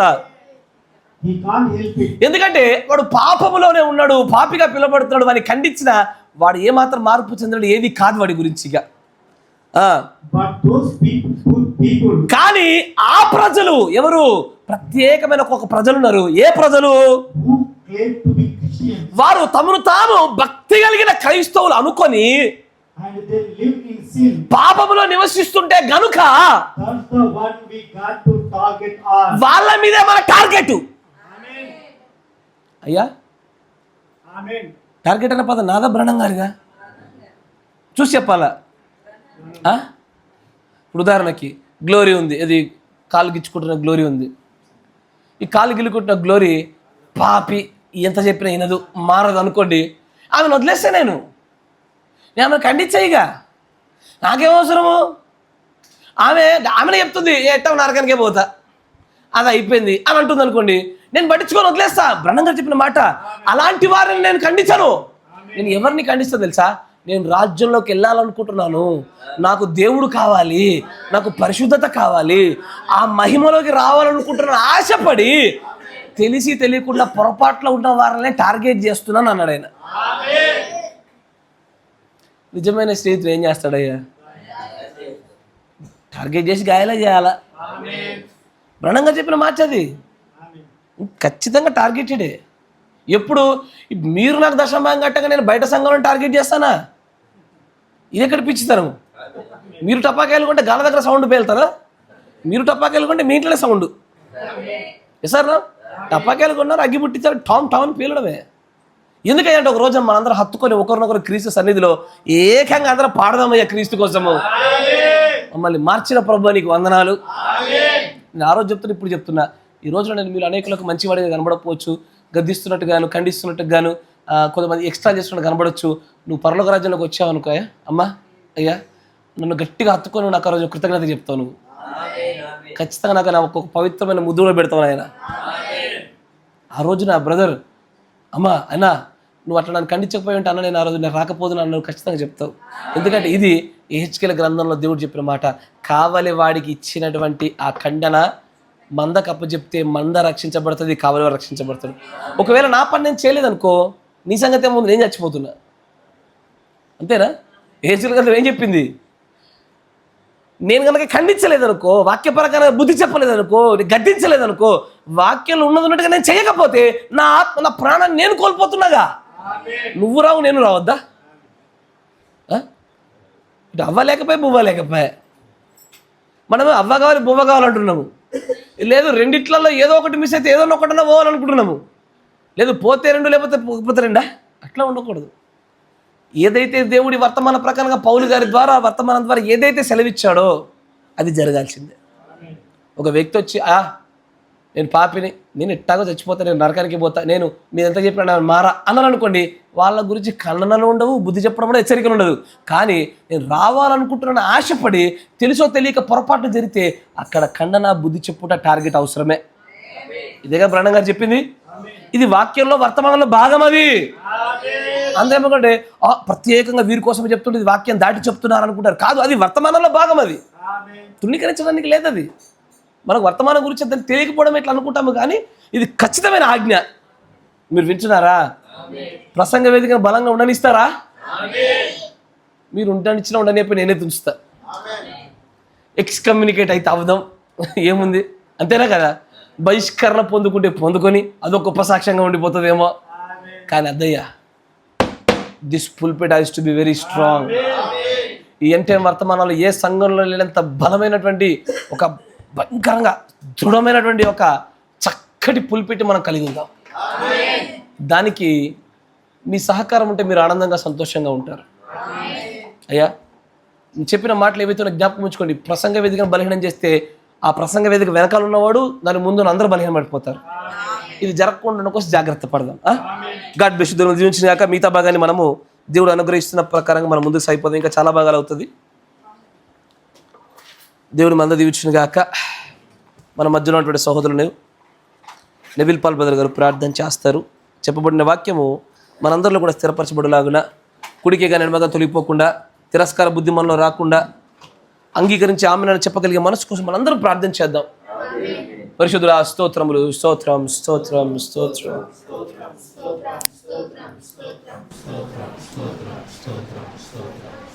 మహోన్నతుడా, పరిశుద్ధుడా, ప్రేమగల తండ్రి, కృపగల దేవ, నాయన నీకు వందనాలు, స్తోత్రాలు, స్తుతులు చెల్లిస్తూ ఉంటున్నాను నాయన. అయ్యా ఇదిగో తండ్రి ప్రభా, నాయన నీకు స్తోత్రాలు చెల్లిస్తూ ఉంటున్నాను. తండ్రి ప్రభా, మమ్మల్ని సరిదిద్దడానికి, సక్కదిద్దడానికి తండ్రి ప్రభా, ఇంత మంచి వర్తమానము నాయనను అనుగ్రహిస్తున్న విధానానికి నీకు స్తోత్రాలు చెల్లిస్తూ ఉంటున్నాను. కృతజ్ఞత స్తుతులు స్తోత్రాలు తండ్రి ప్రభా నీకే చెందలు గాక ప్రభా. యేసయ్యా ఇదిగో తండ్రి ప్రభా, ప్రసంగ వేదికను బలహీనపరచకుండానట్లు తండ్రి ప్రభా, నాయన నేను చూసుకున్నట్టు కృపను దయచేయండి. ఇదిగో తండ్రి ప్రభా, ప్రసంగ వేదిక బలహీనంగా ఉంటే సంఘం కూడా తండ్రి ప్రభా బలహీనమవుతుందని తండ్రి ప్రభా నాయన నీ లేఖనం సెలవిస్తూ ఉంటున్నది తండ్రి ప్రభా. నాయనానికి స్తోత్రాలు. సేవకుడు తండ్రి ప్రభా నాయన బుద్ధి చెప్పుటకును, సరిదిద్దుకుటకును, ఉపదేశించుటకును ప్రభా, ఖండించుటకును తండ్రి ప్రభా ఇదిగో అధికారం ఇచ్చి ఉంటున్నావు నాయన.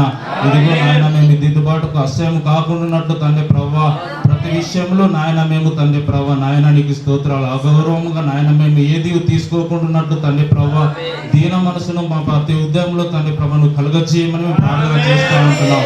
మా ప్రసంగ వేదికను బలముగా నాయన ఉండునట్టు కృపను దయచేయండి. నాయనానికి స్తోత్రాలు చెల్లిస్తూ ఉంటున్నాం. మీరు కృప చూపండి నాయనానికి వందనాలు.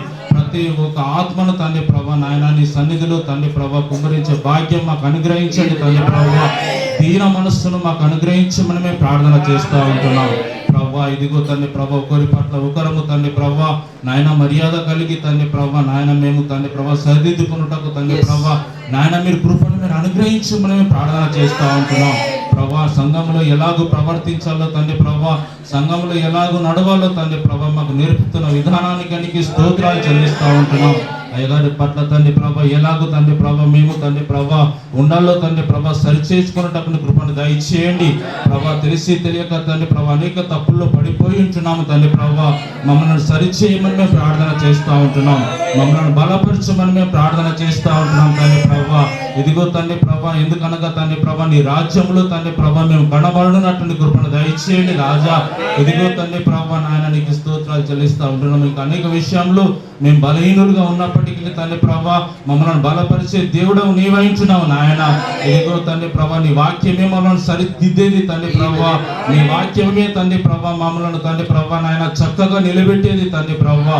ఇదిగో తండ్రి ప్రభా అందును బట్టి నీకు స్తోత్రాలు చెల్లిస్తూ ఉంటున్నాం నాయన. నీకు స్తోత్రాలు స్తుతులు చెల్లిస్తూ ఉంటున్నాం. ఇంకను తండ్రి ప్రభా మేము ఎదుగునట్లు తండ్రి ప్రభా ఇంకను తండ్రి ప్రభా నాయన నీకు స్తోత్రాలు వాక్యానుసారంగా నడునట్లు తండ్రి ప్రభా నీ కృపను అనుగ్రహించండి తండ్రి ప్రభా నాయన నీకు స్తోత్రాలు. ఎందులో లోటుపాట్లు ఉంటే తండ్రి ప్రభా ప్రతి విషయంలో తండ్రి ప్రభా నాయన మేము తండ్రి ప్రభా సరిచేసుకుని కృప భాగ్యం మాకు అనుగ్రహించమని మేము ప్రార్థన చేస్తూ ఉంటున్నాం ప్రభా. ఇదిగో తండ్రి ప్రభా నాయన నీకు స్తోత్రాలు. వాక్యం చెప్పువాడికి తండ్రి ప్రభా మేము లోబడి తండ్రి ప్రభా నాయన నడుచుకున్నట్టు కృపను దయచేయండి తండ్రి ప్రభా. ఇంకా ముందు తండ్రి ప్రభా అనేక విషయాల్లో మేము తండ్రి ప్రభా ముందుగా తండ్రి ప్రభా నాయన నీకు స్తోత్రాలు నడుచుకునే కృప భాగ్యము ఇక్కడ ఉన్న అందరికీ మీరు అనుగ్రహించమని మా ప్రభు రక్షకుడైన యేసుక్రీస్తు నామములో స్తుతించి ప్రార్థన చేయుచుంటున్నాను.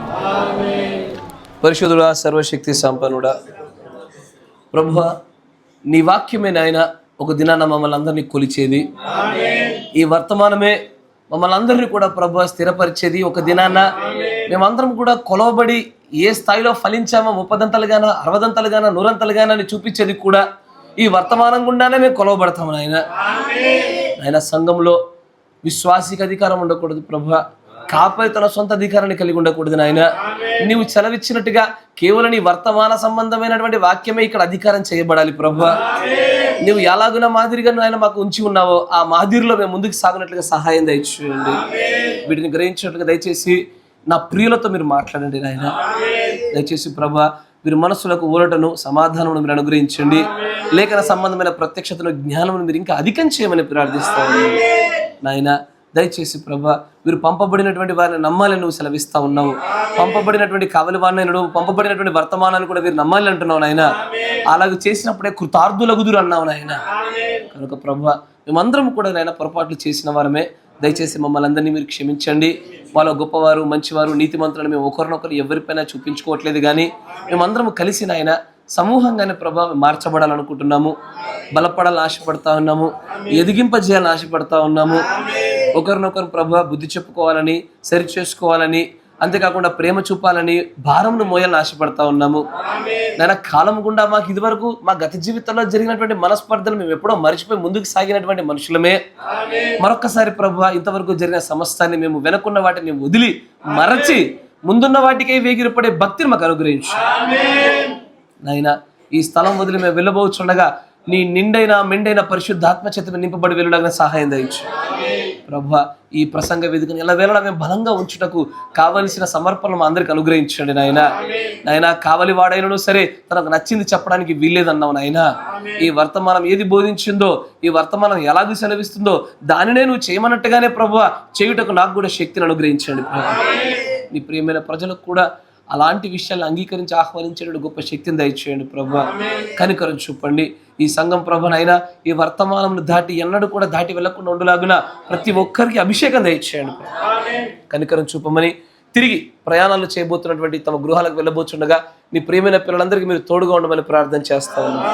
ఆయన ఆ యొక్క అంబ్లికల్ హెర్నియా విషయంలో జాషువా సహోదరునేమి నాయన గర్భంలో ధరించిన ఆయన ముందుకు సాగుతున్నటువంటి కుమార్తెను నాయన ర్యాప్చర్నేమి పాలిచ్చు తల్లులనేమి మీరు ఒకసారి జ్ఞాపకం చేసుకోండి. అంతేకాకుండా మీ చిత్తమైతే నాయన ఈ యొక్క సోమవారంలో ప్రభు ఆపరేషన్ దిశగా అడుగులు వేద్దామని ఆలోచనలు ఉండుండగా నీ చిత్త ప్రకారం కూడా ప్రభు మీరు నన్ను నడిపింపజేయమని ప్రార్థిస్తూ ఉన్నాను.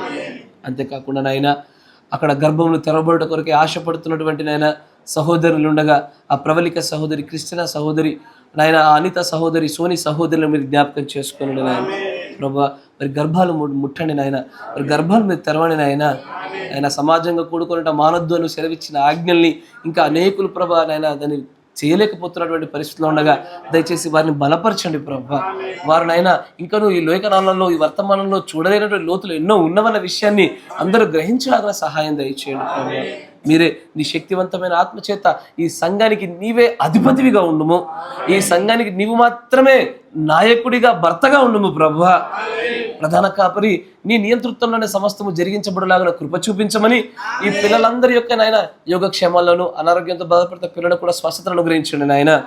కృప చూపి బలపరిచి స్థిరపరచమని ప్రభు అయిన యేసు క్రీస్తు నామములో ప్రార్థన చేయుచున్నాము. ఆమేన్. Praise the Lord. God bless you. దేవుడు మిమ్మల్ని అందరినీ దీవించును గాక.